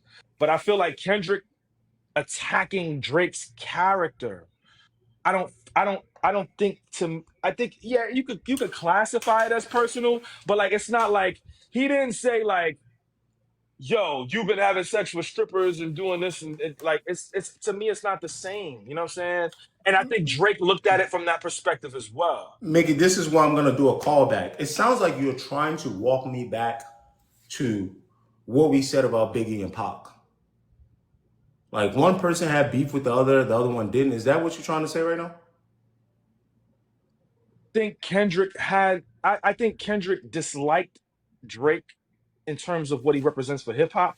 I don't think Kendrick disliked him as a person until his Family children was were brought mentioned. into it. Yes. Okay, so Now, I but and his family was he brought his family into it in push-ups. He yeah, mentioned Whitney's which is name in push-ups. yeah, for sure. I can't argue that. I can't argue Because that at all. because Right? we all know that 5 minutes. We all know that. He wrote all of this stuff out. He had records ready to go in the event anytime he dropped something. I just feel like Drake took it there. Drake is synonymous with bringing up women in his Okay, battles. let me interject right there because I know what you are saying, and people are gonna think that doesn't make sense. This is what I hear from you and the MC mind, right?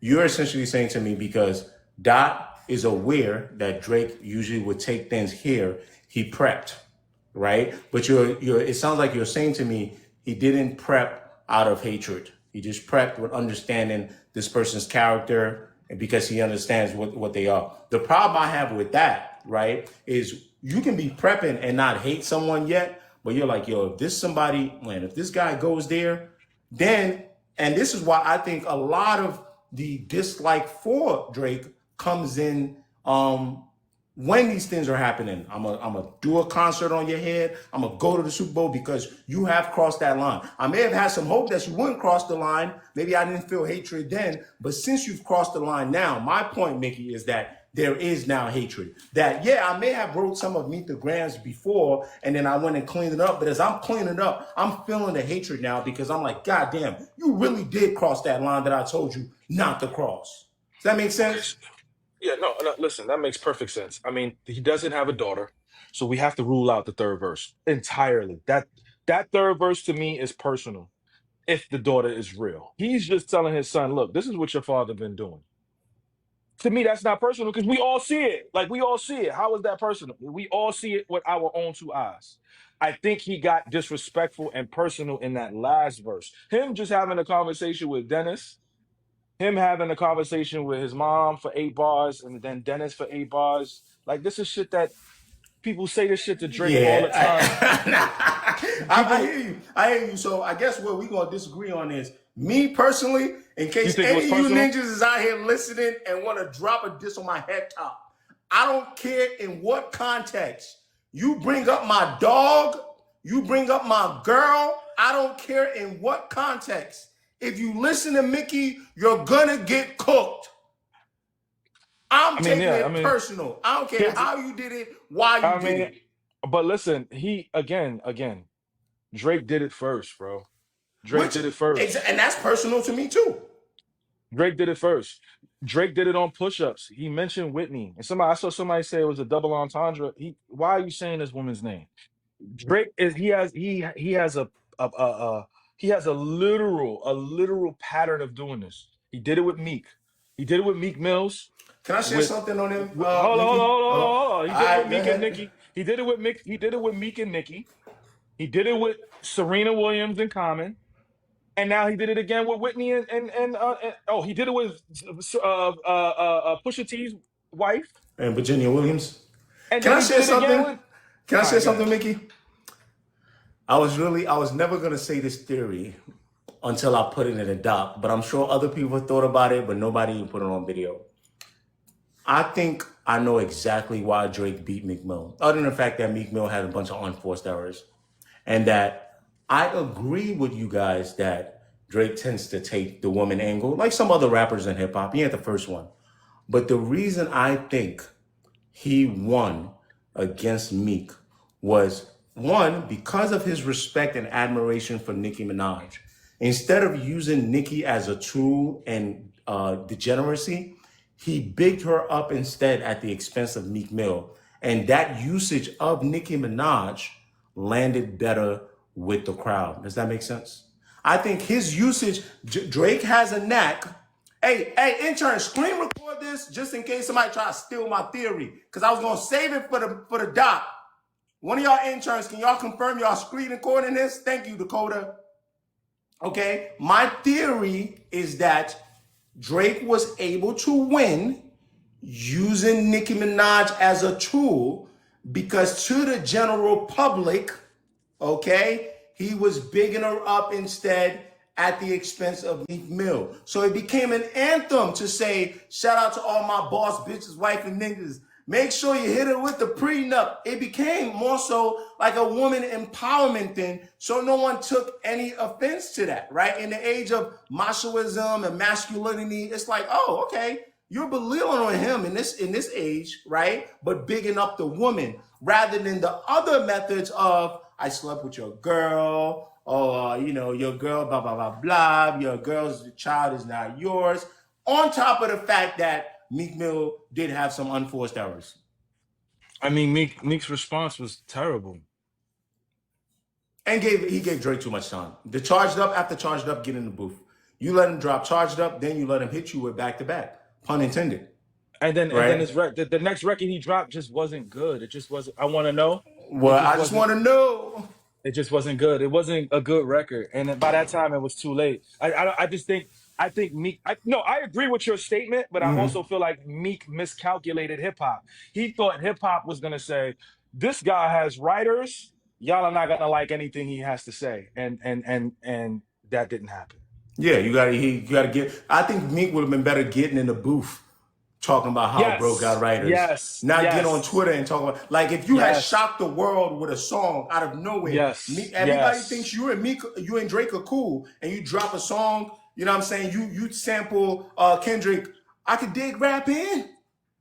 But a rapper with a ghostwriter, and then you start, let me tell you about this, and you go from there. People are like, oh my God, Drake got right this. Then you go drop the receipts, right? But I think what I'm trying to say is not to you, Mickey, but other people in the comments kind of question. I don't think this is the only reason Drake won, but I think when we talk about that category of talking and using women as tools, I think what helped him in the Meek battle is he used Nicki the right way. And I think that was just a product of him having love and respect for Nicki. So it was something that worked out for him. All right, y'all can I stop agree. clipping now. Okay, I agree. so he gives me the grams, okay? And we just talked about back-to-back, giving too much space back-to-back charged up. Let's talk about space and time in battling as we proceed to Not Like Us. Because I hear Meet the Grams in my head, Mickey. We talking about competition. We want to talk about the element of competition. I could talk all this soft shit in the background. A motherfucker drop a diss on me right now. We talking rap beefs, not that other nonsense people talking about, right? I'm locked in. It's wartime for me. If I Right. hear Meet the Grams, Mickey, after I drop Family Matters, I'm calling up 40. I'm calling up Boy Wonder. I'm calling everybody up, Noel Cast 3 or whatever his name is. Hey, I just got stepped on. So this is a different type of heat now. So let me ask you this before you tell me about Not Like Us, right? Have you ever been in a situation in a diss or maybe within a battle where you had to change plans? Somebody did something on you that you weren't expecting. Can you give me what that's like as an MC? And if not, can you tell me about a time when you saw strategies change things up in hip hop, other than this, Kendrick and Drake beef? Um,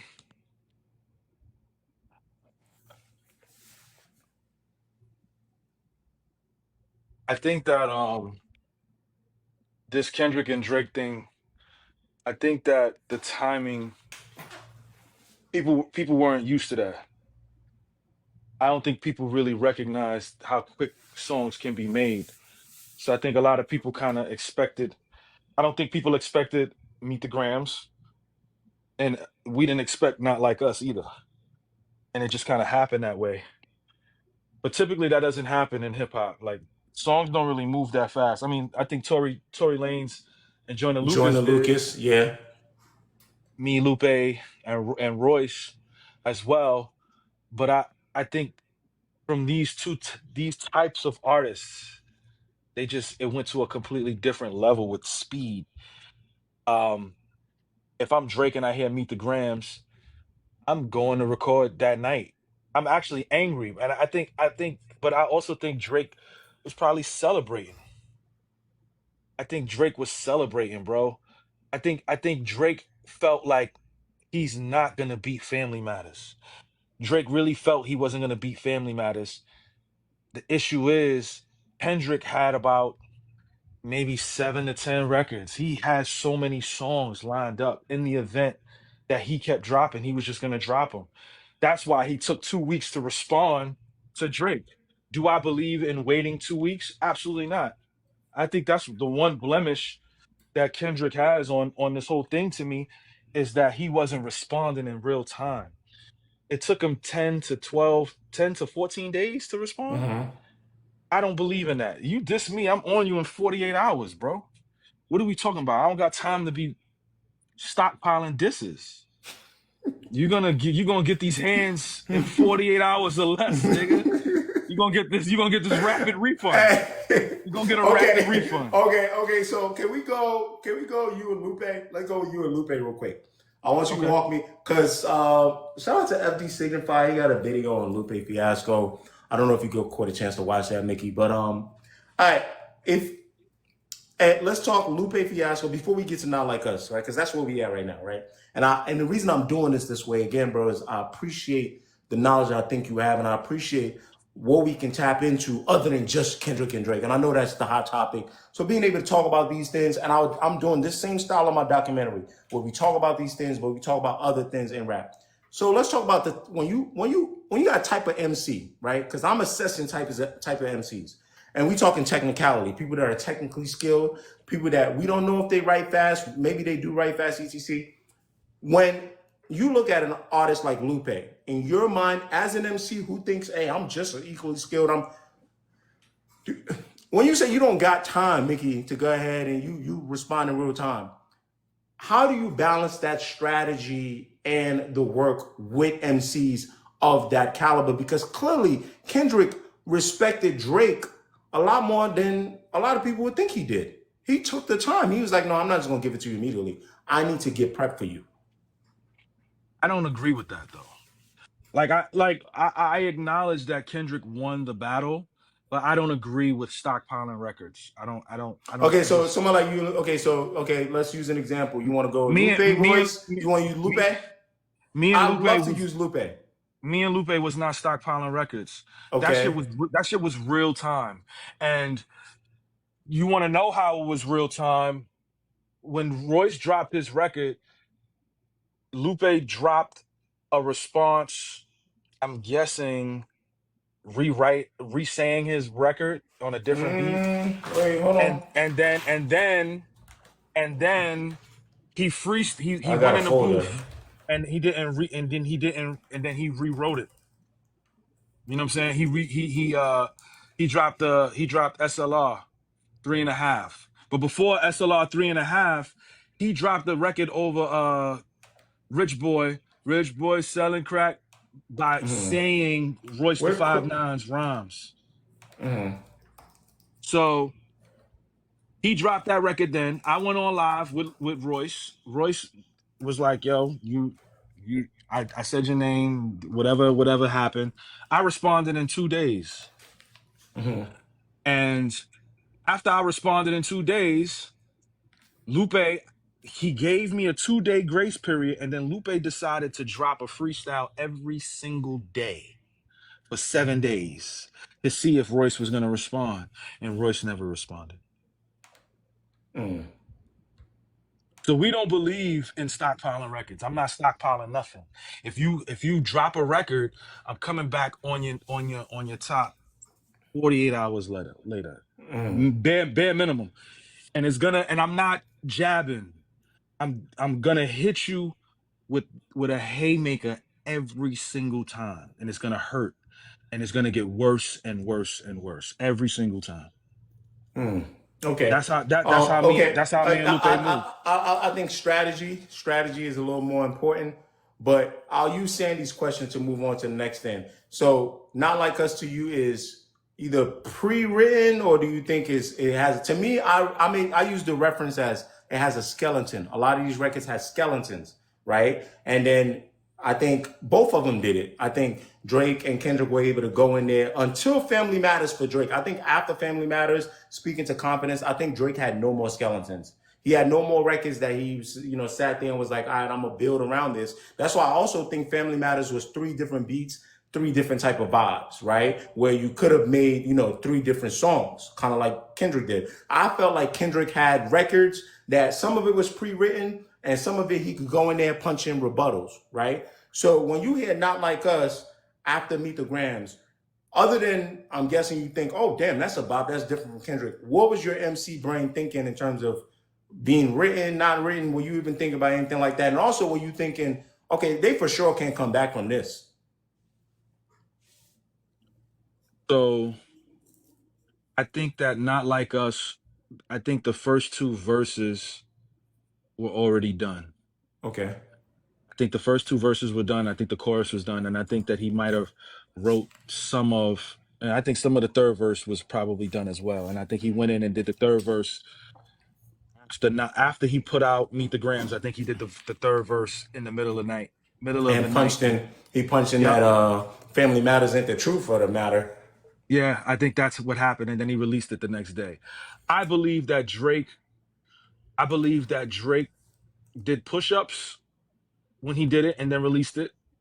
I believe that Meet the Grams, Family Matters. I believe that he probably had 3 different records and he compiled them. You know what I'm saying? I do think that he was. I kind of want to say he was stockpiling too, but I feel like he combined those 3 records together. And then I feel like he wrote the Heart Part 6 as a rebuttal to Not Like Us. And I just feel like, in essence, he should have just. I think Drake dropped the ball. Not responding to Meet the Grams. You had a space right there. You go in, even if it's not the greatest thing. If you just dwell on this guy said I got a daughter. What is he talking about for 3 minutes before Not Like Us comes out? You create a lot of doubt in Kendrick. If I'm Drake, first thing I'm saying, where's the daughter? Where's the daughter? I do not have none. Where's the? I would have started the song off like that. But instead, I just feel like Drake was just in his head too much. And he started saying, like, we planted this and we did this and you fell for it. And it was just like, bro, just say that that's not your daughter, bro. Just say it's not your daughter. That's all you need to do. Yeah. That's really all you need to do. So now we see all this. We see the aftermath. We see the Super Bowl. We see all that. And now I want to just kind of bring it all back, because I see somebody like 50 and Ja till today, grown adult men, could be grandfathers, if we're being honest. Could be. They aren't, but they could be. Still going, not on sounds, not on music, because we're getting wrap up soon, guys, but and they're still going. And, part of why I reached out to you today is because I remember this tweet, and I'm just thinking about, like, where these guys will go after this, right? And what could happen. So when you see all of this, Mickey, knowing everything you know about rap, yourself, beefs, take J. Cole out for a minute. Do you think it's any path to reconciliation, especially because we can get a chance to talk about the lawsuit. Really, you can get into that if you want to, especially knowing that that litigation exists with Drake and his label. Do you ever see a path to these two guys first? Because he can't piece it up with both of them if they don't piece it up with each other, in my opinion. Right? Because then it's just going to end up looking like you picked a side. I don't think. I think any type of reconciliation between these two is dead and gone. Why do you think that is? Why do you think that is? The reason why is because Drake covered up LeBron James with Shea Gilgeous-Alexander. Okay, yeah, that's yeah. And that was his brother. That was his brother. So if he could cover up a LeBron tat, there's no way that him and Kendrick are gonna make up. Interesting. Has there ever been any two guys that's beefed that you felt like they're never gonna make up and they did? Because for me, I ain't gonna lie, it was Jay and Nas. That's how funny this whole thing is. Beanie and Jada. Really? I must have been a dumb kid.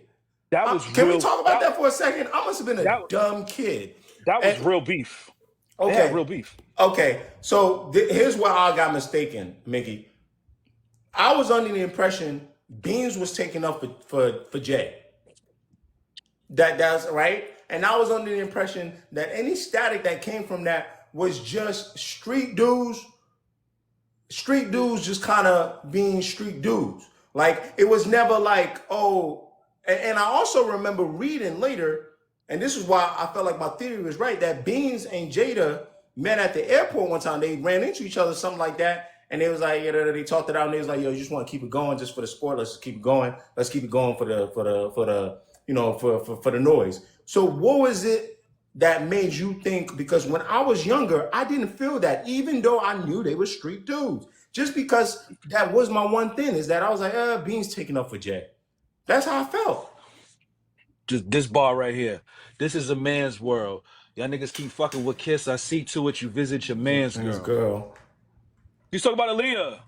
That's real beef, bruh. You talk about Aaliyah, bruh. That's real beef. They saw Freeway one time. They almost jumped Freeway. Yeah, I remember that. That's real beef. Now all of them are cool. Ice Cube and like I said, Ice Cube and Common. That's another beef. Jay and Nas. That's another one. We saw it on Versus. Jeezy and okay, that's my one.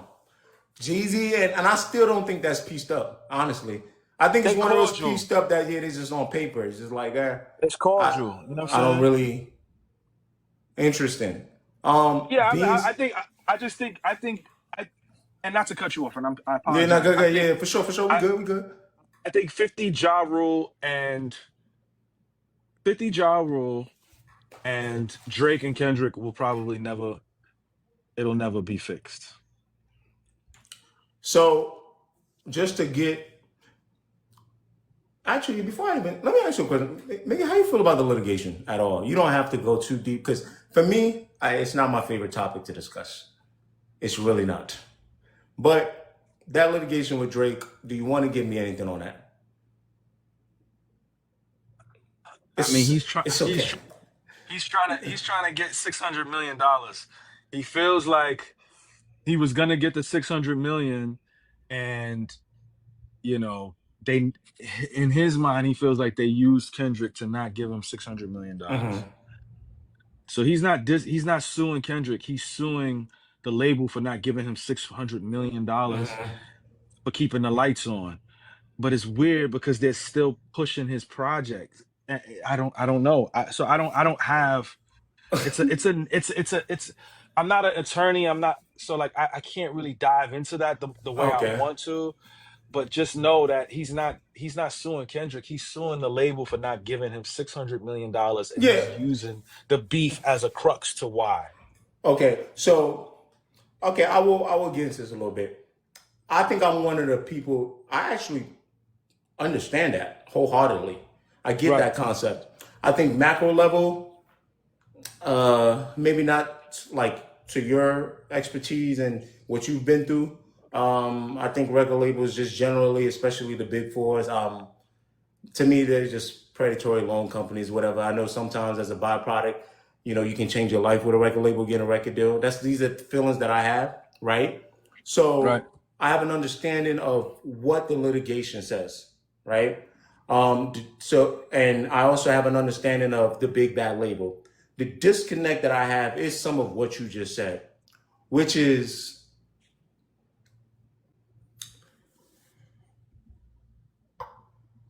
the battle was still the battle. You still engaged in a battle. I think context matters. A lot of Drake fans sometimes miss this. Let's say out of nowhere, without Kendrick, or just out of nowhere, UMG did XYZ to Drake.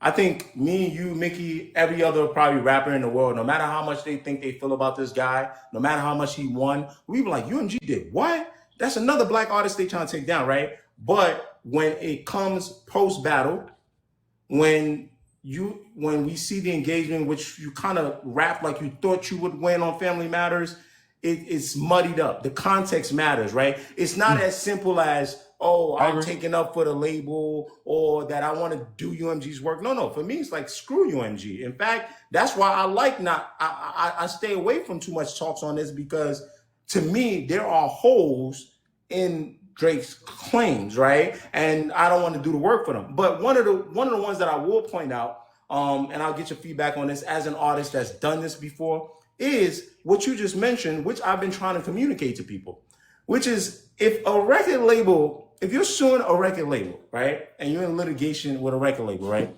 that they are terrible and they were bad to you, right? Now I'm asking for Mickey Factz, the artist, why would you put your product in their hands again to take care of?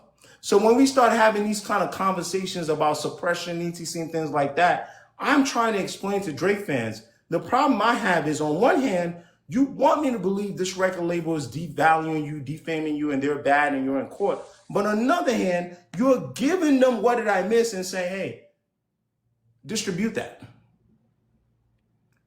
Right? So one more thing, Mickey. And so my thing is, okay, let's assume Drake is really smart and he expected blowback. Because that was the saying I was saying. People didn't understand what I was saying. Why would you sue your label but then give you your music and not expect blowback? But the reason I guess you're not expecting blowback, right, is because there are two deterrents. Number one, the record label wants to make money. Yes. Right? So therefore, they will do their best to make as much money off of you. Yes. Number two, they know that they're in litigation, so anything that they do right now is under a microscope. So yes. I'm assuming you are smart enough to know that, and that's why you're giving them your product to still push. So when we come back to the whole suppression thing, I get confused and frustrated again, because what do you want me to believe? How do you feel about that, Mickey? So I agree with both of your points. And Drake, I think Drake is, again, I don't know Drake's contract. So I can't say what's going on. But if he's in contract, he has to deliver music to them at a certain time so that they can put it out and that he can stay in the guidelines of his contract. And on the flip side, the label has to stay in their guidelines and promote it, even if they're in litigation. They still have to do their due diligence on music that is delivered to them, and he has to do his due diligence and deliver money to them. So it doesn't matter from that perspective. I think the issue here is Drake feels that they helped Not Like Us blow up so that his stock drops so that they don't have to give him $600 million. This is all about him getting, and I don't think us, me, you, the people in the chat understand that it's $600 million. Like, and I'm not defending Drake, because again, Drake is not the one that is probably even talking to the attorneys. He probably paid the attorneys, and he probably has people that are talking to the attorneys to ensure that his language is being brought up to defend him. But he wants, it's $600 million, bro. Like I'm with you. I'm with you. I'm with you. And I'm with you in that fight. That fight is that fight, right? Like Right, right. that fight is that fight. I think the only thing I would push back on what you said, I think we're in agreement a lot, is the delivery of music, because I spent a lot of time. I try to stay as consistent with my narratives until I have to change my opinion and tell the audience why I'm changing my opinion. The only Right. thing I will push back on is Drake has to deliver music, because although Drake fans may hate me right now, I spent 6 months Right. telling people the label can't tell Drake what to do. They were saying, oh, Drake's in a slave deal. Drake has to do this. Drake has to do that. So I can't move from that narrative now, because I truly believe the biggest artist in the world, can deliver music when he wants. And I also feel like he has been delivering so much music that if he wanted to take the time off now to handle this litigation and either get out of the deal or whatever happens after that, he could have. So it's a lot of things, and I think that's why a lot of people give me pushback right now. It's a lot of things that's conflicting with a lot of what I've seen and what I've read, that this doesn't make sense. So I'm gonna just leave it as it is. You know what I mean? It's very confusing. The only thing that I know is this 600 million. Like it's 600 million. I'm suing my mother. I'm suing my mother for 600 million. Fuck you talking about? It's 600 million, bro. What we doing here, bro? Like, and that's you halfway to a billy. Like, and granted, like from a moral compass standpoint with Kendrick and all of that, like I get it, and I side with the culture. But from just a business standpoint, yeah. it's just $600 million, bro. Yeah. Like, what are we talking about here? Like, I'm suing my son. He 5 years old. I'll sue him for 600 million. Like, what are we doing, man? Like, cut it out, B. Cut it out. And I think I don't think people understand that part of it. And I'm not here to empathize with him on that, because I've never been in a scenario, a situation where $600 million was being held from me. But if anybody, people in this chat will go crazy for $600. So imagine 600 million. Somebody on point. As soon as you said that, Leaf Shot has said, "I'll sue for $600." That's what I'm Forget saying. 600 M's. Forget Right. 600 M's. That's what I'm saying, bro. So, I think that we just, from that perspective, I get it. And he's not suing Kendrick. It's just that Kendrick is involved with it because he feels, and I don't agree, he feels that UMG boosted Kendrick to, he feels they boosted Kendrick to diminish his brand. And I just think the people decided that Mickey, he you know what my lost. theory is? And you got to speak to how you've spoken to some of these executives. I'm sure you've had and sit down with somebody, you got close to somebody. My theory is that billion-dollar corporations are way more opportunistic than even me and you as an individual, because the systems are set up to be opportunistic. And I think that, in my opinion, what happened was, it's not a conspiracy, it's more of a something that you don't find that suspicious, in which I think this battle had been brewing for so long, right?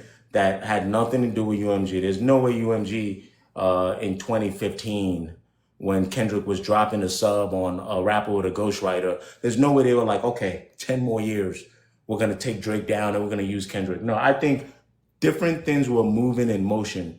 And the best that I could settle with is that UMG saw an opportunistic avenue, right, to promote a goddamn hit of a song. They saw social media, because with labels nowadays, all they need is 24-hour sample size, right? And then when they saw that, and somebody may have asked themselves one time over there at the Interscope building, like, oh man, do you think we should be doing this even though it's saying this about the Republic artists? They might have asked, because a lot of people don't understand that too. That's what frustrates me, is that the Interscope building and the Republic building is under UMG, but the people working the Republic records are not the same people working the Interscope records. They might have people that do things, but the people making decisions are two different. I don't know how to explain that to people. It's frustrating. Okay. So so as you talking, I'm looking at the chat, and I don't think they understand how contracts and music work.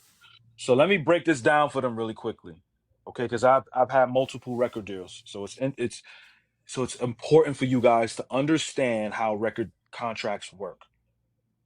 Let's say HQ is a CEO of a record label. HQ has $1 billion, right? And he comes to Mickey Factz. He says, Mickey, I want to sign you for $100 million. And I say, okay, I will take this deal. You say, okay, Mickey, I'm gonna sign you for $100 million. I need you to deliver me 4 albums in 2 years. I'm gonna say, okay, that's not a problem. I can give you 4 albums in 2 years. Where do I sign? I signed the contract. Now, remember this $100 million, right? 50 million comes to me. So a $50 million check comes to Mickey Factz. The other 50 million is to market the project, shoot music videos, pay for the producers, touring, or whatever else is inside the contract from a 360 standpoint. I go quadruple platinum on every single project. I make you back $300 to $400 million. So I signed this deal in 2025. It is now 2027. I say to you, hey, yo, H man, we made a lot of money. You made about 1 point. If I go quadruple platinum on every project, I made you $1.2 billion, right? I come back to you and I say, listen, I want to do another deal because I fulfilled my contract. My contract is up. You say, okay, how much money you want? I say, listen, I want $500 million. You go, it's a little steep, Mickey. Now, as a businessman, you're supposed to negotiate as low as possible. So you're going to say to me, I'll give you 400 million. Right? I say, what about 450? You're like, okay, I'll give you 450. So now we do another contract. I deliver you 6 albums in 3 years. You give me $225 million. The other 225 million stays with the label. That money is in a bank to market the next projects, right? Yeah. Now I have to deliver in order to come back to you to get the money. So you make $2.4 billion back, right? Now I come to you again. This is the 3rd time. We've been working together for 5 years. And I come to you now. This is the last time I'm coming to you. I did 2.4 billion, but it should have been like maybe 3.6 billion. And I say, hey, look, man, we made a lot of money together, man. I want $800 million. And you looking at me like I'm crazy. 800 million, Mickey, come on. How can you jump from 5 to 800? How about 6? And I say, no, I'm not signing again. But I still got maybe an album or 2 left, right? But I'm already putting it out there that I want 800 million. And you're like, I don't know. Right? So now from my perspective, I'm like, shit, I'm the biggest artist in the world. I done made you guys about $3 billion. Why can't you give me 800? Right? So now I'm frustrated. And I got some random nigga that's now, I don't want to, no. I got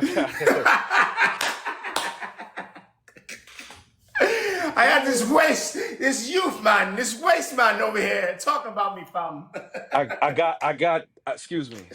I got the 2nd best, 3rd best nigga out right now on my heels. Right? You know what? While I'm waiting for you, HQ, I'm waiting for you to get your fucking mind right. Yeah. I'm gonna engage with this nigga. Let me cook him real quick.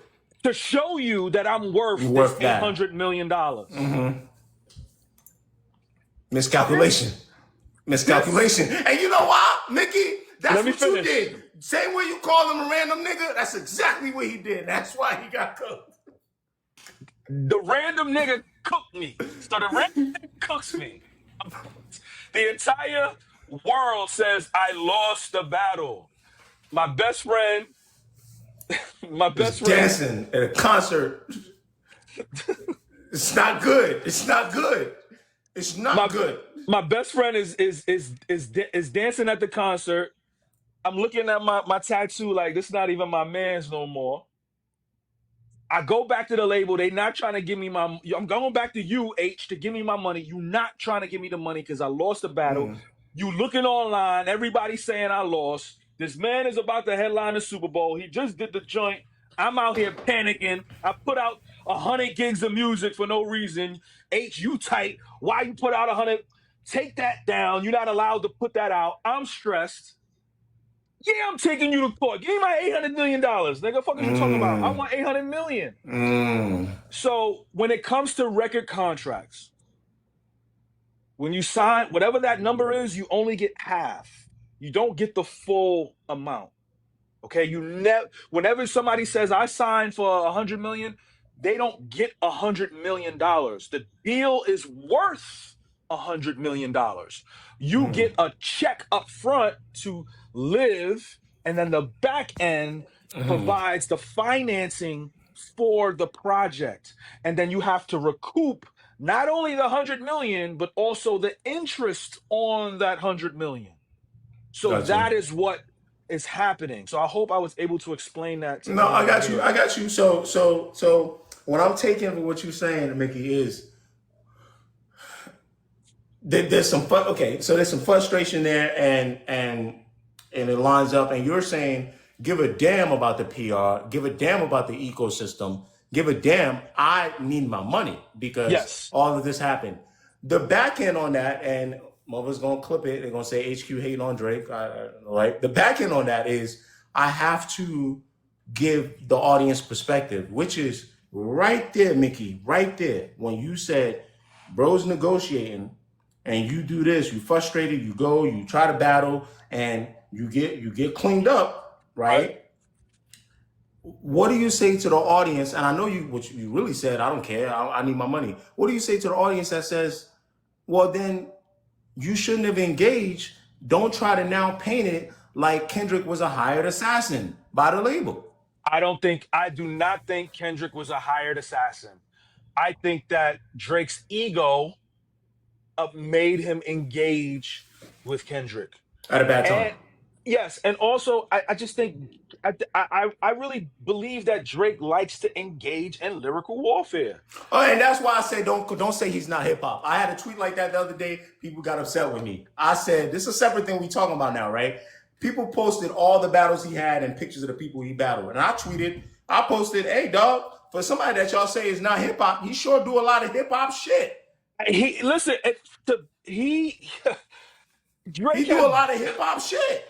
He has taken on Common, Meek Mill, Pusha T, Kendrick, Joe Budden, ASAP Rocky, Rick Ross. Throw them all together.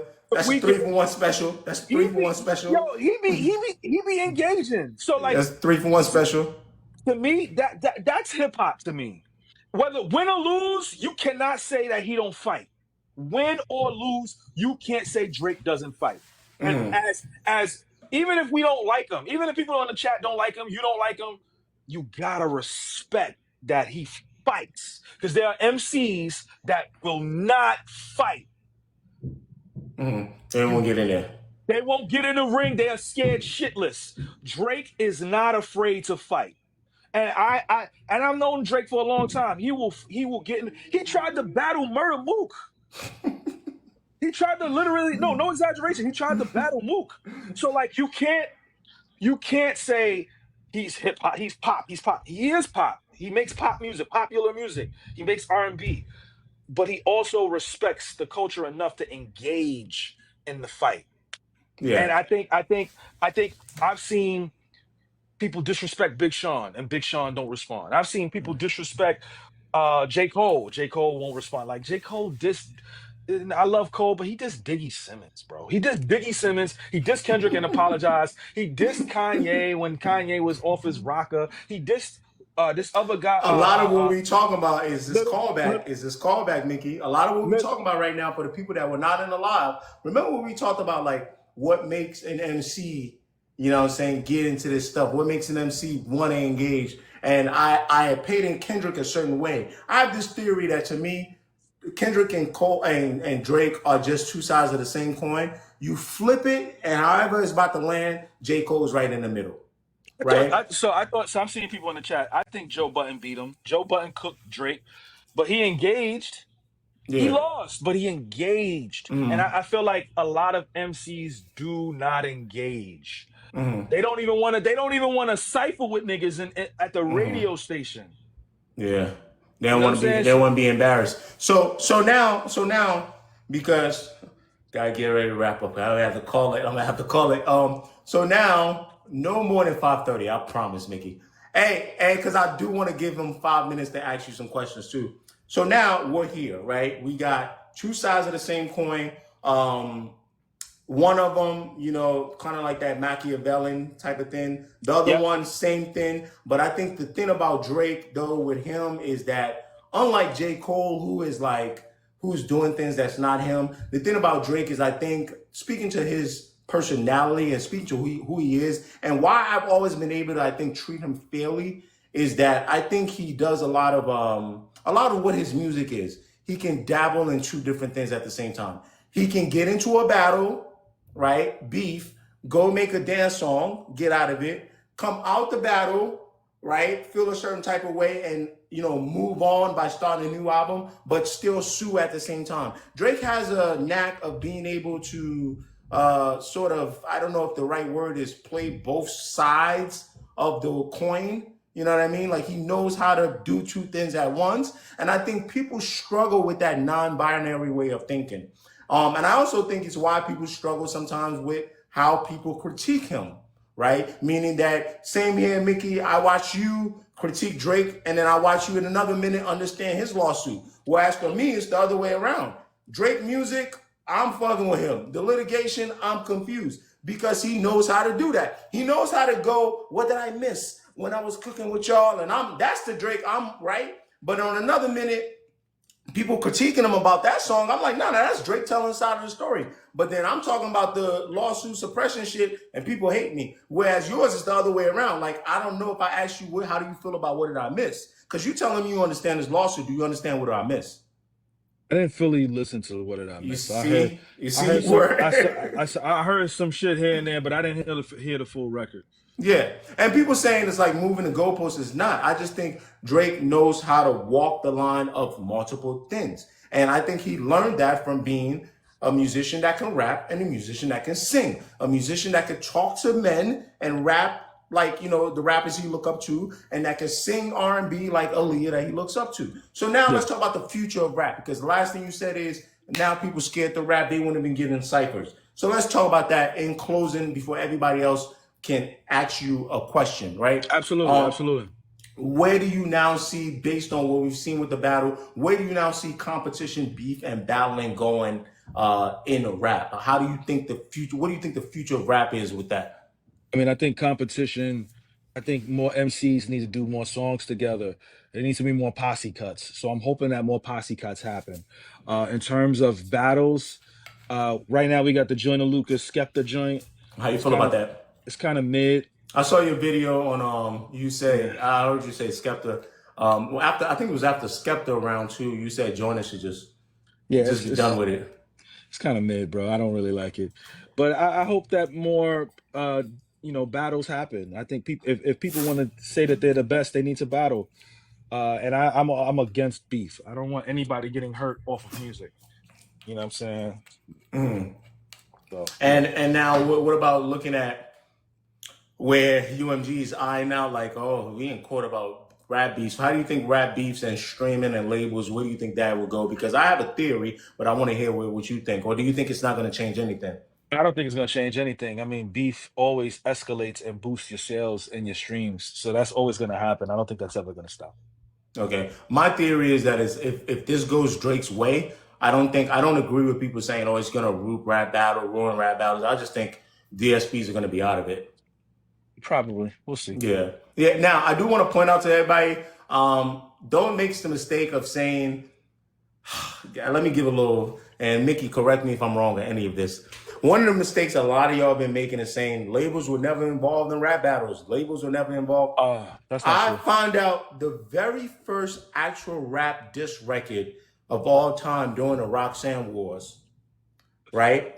Very first instance of DJ Marley Marl asking Roxanne to record a response to UTFO. They had to go to the label because she had rapped over UTFO's beat, and they had to figure out what the splits were and figure out the profanities. So the very first quote unquote official diss record was released through a label. That's facts as I know it, Mickey. Tell me if it's otherwise. Facts. Facts. Let's get to the people in the chat. All right, come on. All right, open up, guys. We got about 12 minutes rapid fire for Mickey. I guess, Mickey, you can go ahead and choose it. Y'all slow down a little bit, though. Don't go too fast. Mickey, I got it. you I just got it. go. Ask if he thinks ghostwriters are bad for rap. No, I'm a ghostwriter. It takes care of my family. Why he does it? If so, I do it to take care of my family. So as long as it's a hit record, I will write the hit record. I'm not gonna write an album cut. I'm really not gonna write a freestyle for somebody. I will teach them how to rap so they can do it. But hit records, yes, I will write. Let's see. Anything else? Any other questions? Is Drake a battle rapper? Drake is not a battle rapper. He's a rapper that can get into battles. How much should UMG pay? I think they should. If he asked for 600, they should have probably met in the middle, like 500, 550. That's my thing. That's my thought process. Are you a lyricist? Yes, I am a lyricist. Can you be labeled the GOAT if you use a ghostwriter? No. Who's your favorite spitter currently? Favorite rapper right now at this exact moment would be Sahara Prince. Ooh. Sahara Prince. At this exact moment. Who do you think rap better, Drake or Kendrick? I think that Kendrick rap better, but from a technique, multisyllabic standpoint, I got Drake rapping better. Have you ever heard of battle rap? Someone called a PDF file. I don't believe so. I don't believe so. How much longer does the big three last in realistic? I think that they got maybe. So I think Cole has one more project. Drake is doing his damnness to hold on, and I think maybe Kendrick got another one or two laid out. This guy's a 40. At 40. Hold on, somebody's at my door. Oh, okay. These guys are approaching 40. I want to see some of the other questions. Guys, I just want to clear up something real quick. I'm going to scroll on this a little bit. We'll try to have Mickey on for about 10 more minutes. And today, we're not really doing a panel, as you can see. Hey, what's up? Appreciate you joining us. Guys, as you can see, really just me and Mickey here one-on-one. I think it was very productive. Adding people on a panel, I just didn't think would have worked. Maybe another time. I just want to see some other questions. Mickey, while you're walking, I'm going to read some of them. One, I like this question. Who do you think, who's a great rapper that you like under 30? I don't know if you can think of anybody right now. Is Jid 30? Jid's 34. Jid is 34. This is something we converse about in our Discord, is that Jid is older than me. JID's older than me. He's 34. Under 30. Can you name me? Corday. Corday is under 30. I like Corday. Corday's under 30. I wouldn't say I love any lyricists under 30. I don't know if Ray Vaughn's under 30. I think he is. I like a rapper that I really like under 30 right now that I want to just show some love to. He's from New York. Is Lil Tecca. Believe it or not. I like Lil Tecca. I like Lil Tecca. Lil Tecca, I like him. And not necessarily a lyricist, but I like him. Samara Sin. I don't know if you heard her. I've heard her. Yeah, she's a good vibe. So I want to go some of these questions real quick. I'm almost done here. Oh, I love this question, Mickey. Do you think we're ever getting rappers at the level of the big three again that have commercial viability, lyricism, and songwriting all combined? I think that Jid is on his way to being a part of a new big three because he has these two big ass Eminem features. He just needs a great big hit record to kind of solidify himself. So I think Jid potentially might be on his way there. And I feel like somebody said Stove God. How old is Stove God? Stove God's older than 30, bro. I don't know if Stove God is I don't know if he's gonna be a big three, but I think Stove God might be over 30. He might be in his 30s. But Jid is definitely one of them that might be a big three moving forward. I gotta think about this is the point where we get it opened up for women. Maybe throw Doechii in there. JID. I don't think Doechii's gonna be a big three. Because I'm trying to fit I'm trying to find a fit. Like if this is the last of it, this is the last of it. Dakota said, can you give him an older deep cut to listen to? Do you mean from Mickey himself? Or do you mean like an older rap? Like, what do you mean Dakota? And when I mention Dochi, I'm just trying to think of people like that can rap and that have commercial viability and then can make a song. I'm trying to think and rap right now, bro. I don't have a lot. Yeah, I don't have a lot Baby Keem either. isn't active enough for me. Let me, Jonathan Brown says, "Why aren't labels funding the next rap superstars?" because they looking at numbers instead of looking at talent. I could run through these joints really quickly. I just had to answer the door, so I'm looking at them real quick. I'm gonna read them and then I'm gonna Yeah, read I them. got you. Okay, let's start. Okay, help me understand. Is the issue what was said in the song or how the song was received? I don't know what song you're talking about. Do you think rappers should settle beef in a URL type of setting? Yes. What were you aware UMG tried to make K Dot take down Not Like Us? I was not aware of that. If you had to pick three albums for a person to learn hip hop, what three are you choosing? Ooh, ooh. Illmatic, Illmatic, Doggy Style, and we need something from the South. Oh, actually, we could take a Kanye project. So I'll say Graduation. Should labels be allowed to have a monopoly? No, no monopolies anywhere. I'm 22 and I think I've done a lot of homework. Can you give me an older deep cut to listen to? Doggy Style, Illmatic, Reasonable Doubt, Ready to Die, Life After Death. Do you think Kendrick took it too far with the PDF thing? Yes. Are we Oh, getting? oh, let me stop Are you we? right there, Mickey. The only reason I'm stopping you is because you also said Drake took it too far. So I guess the question I should have asked, I guess you can say, you said Drake went personal. What should he have done? I Because think I Drake do this should a just. lot with Kendrick fans. I I mean, think with Drake Drake should fans. just Drake What should what just. should have Kendrick done instead of doing a PDF thing? I just think that it's too ambiguous. Ambiguous. It's too ambiguous. I don't know if he's a real PDF. I don't know. You know what I'm saying? I don't know if and I don't know if he beats his wife. I don't know. There's no hardcore concrete evidence. I don't know. So it's like some of Mm. that stuff, just leave it alone. Just keep it to the lyricism. Diss somebody how they rap, not about their personal life, man. And don't and fake accusations.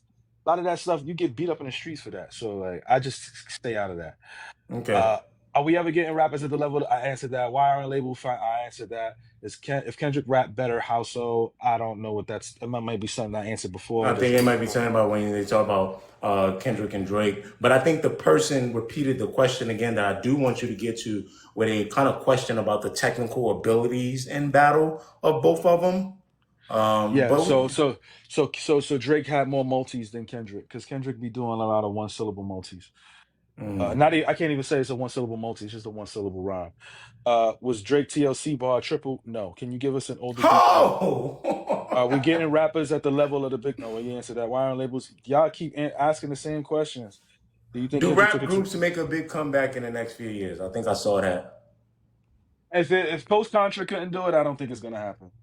Uh, Okay. f- Favorite record from Flashback Volume One, Summertime. What makes a lyricist? What makes a lyricist? The content and what they use to convey their thought processes and the technique that they used in order to do it. Why? They keep One more asking the minute, same guys. question. One more minute, and I Best just. best freestyle you ever seen? Jay Z, Grammy family. Oh yes, let's go. Opinions on the Nicki Jay Z situation? I don't have an opinion on that. How do you feel about Ian? I don't feel about him. Why? This person keep asking the same questions. Do Which you is the think question? Kendrick? Do rap groups? Why aren't labels finding funding the next rap superstar? Do you think Kendrick took it too far? I've seen that question 5 times.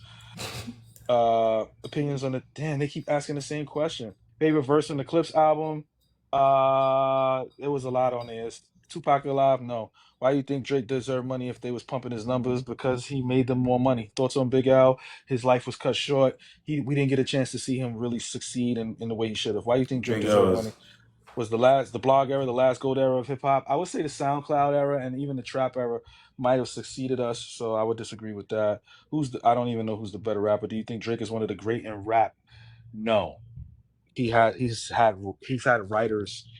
So I think he's a great musician and somebody He's who's closer able to to. Kanye for you.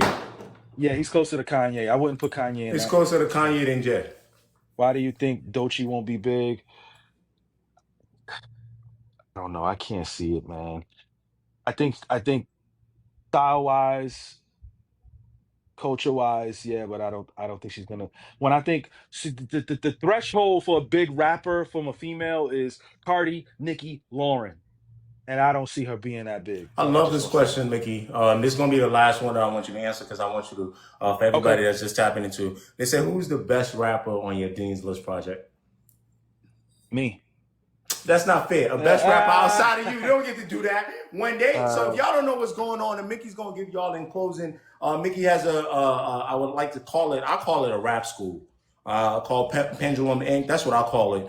It's kind of like the first of its kind, in my opinion. And what he did was, a bunch of MCs that he worked with and really getting them loaded up and learning these concepts and etc. He created a project called the Dean's List, right? So it was a bunch of rappers that, maybe had a smaller audience, but he did a song with each and every single one of them. And it's now out on Apple, Spotify. You can look it up, Dean's List. So that's why Dakota is asking, out of all those rappers you help elevate their skills, who is the best one? So when people go listen to the Dean's List, we want to know who you're looking out for. We promise not to clip this and tell them, I think.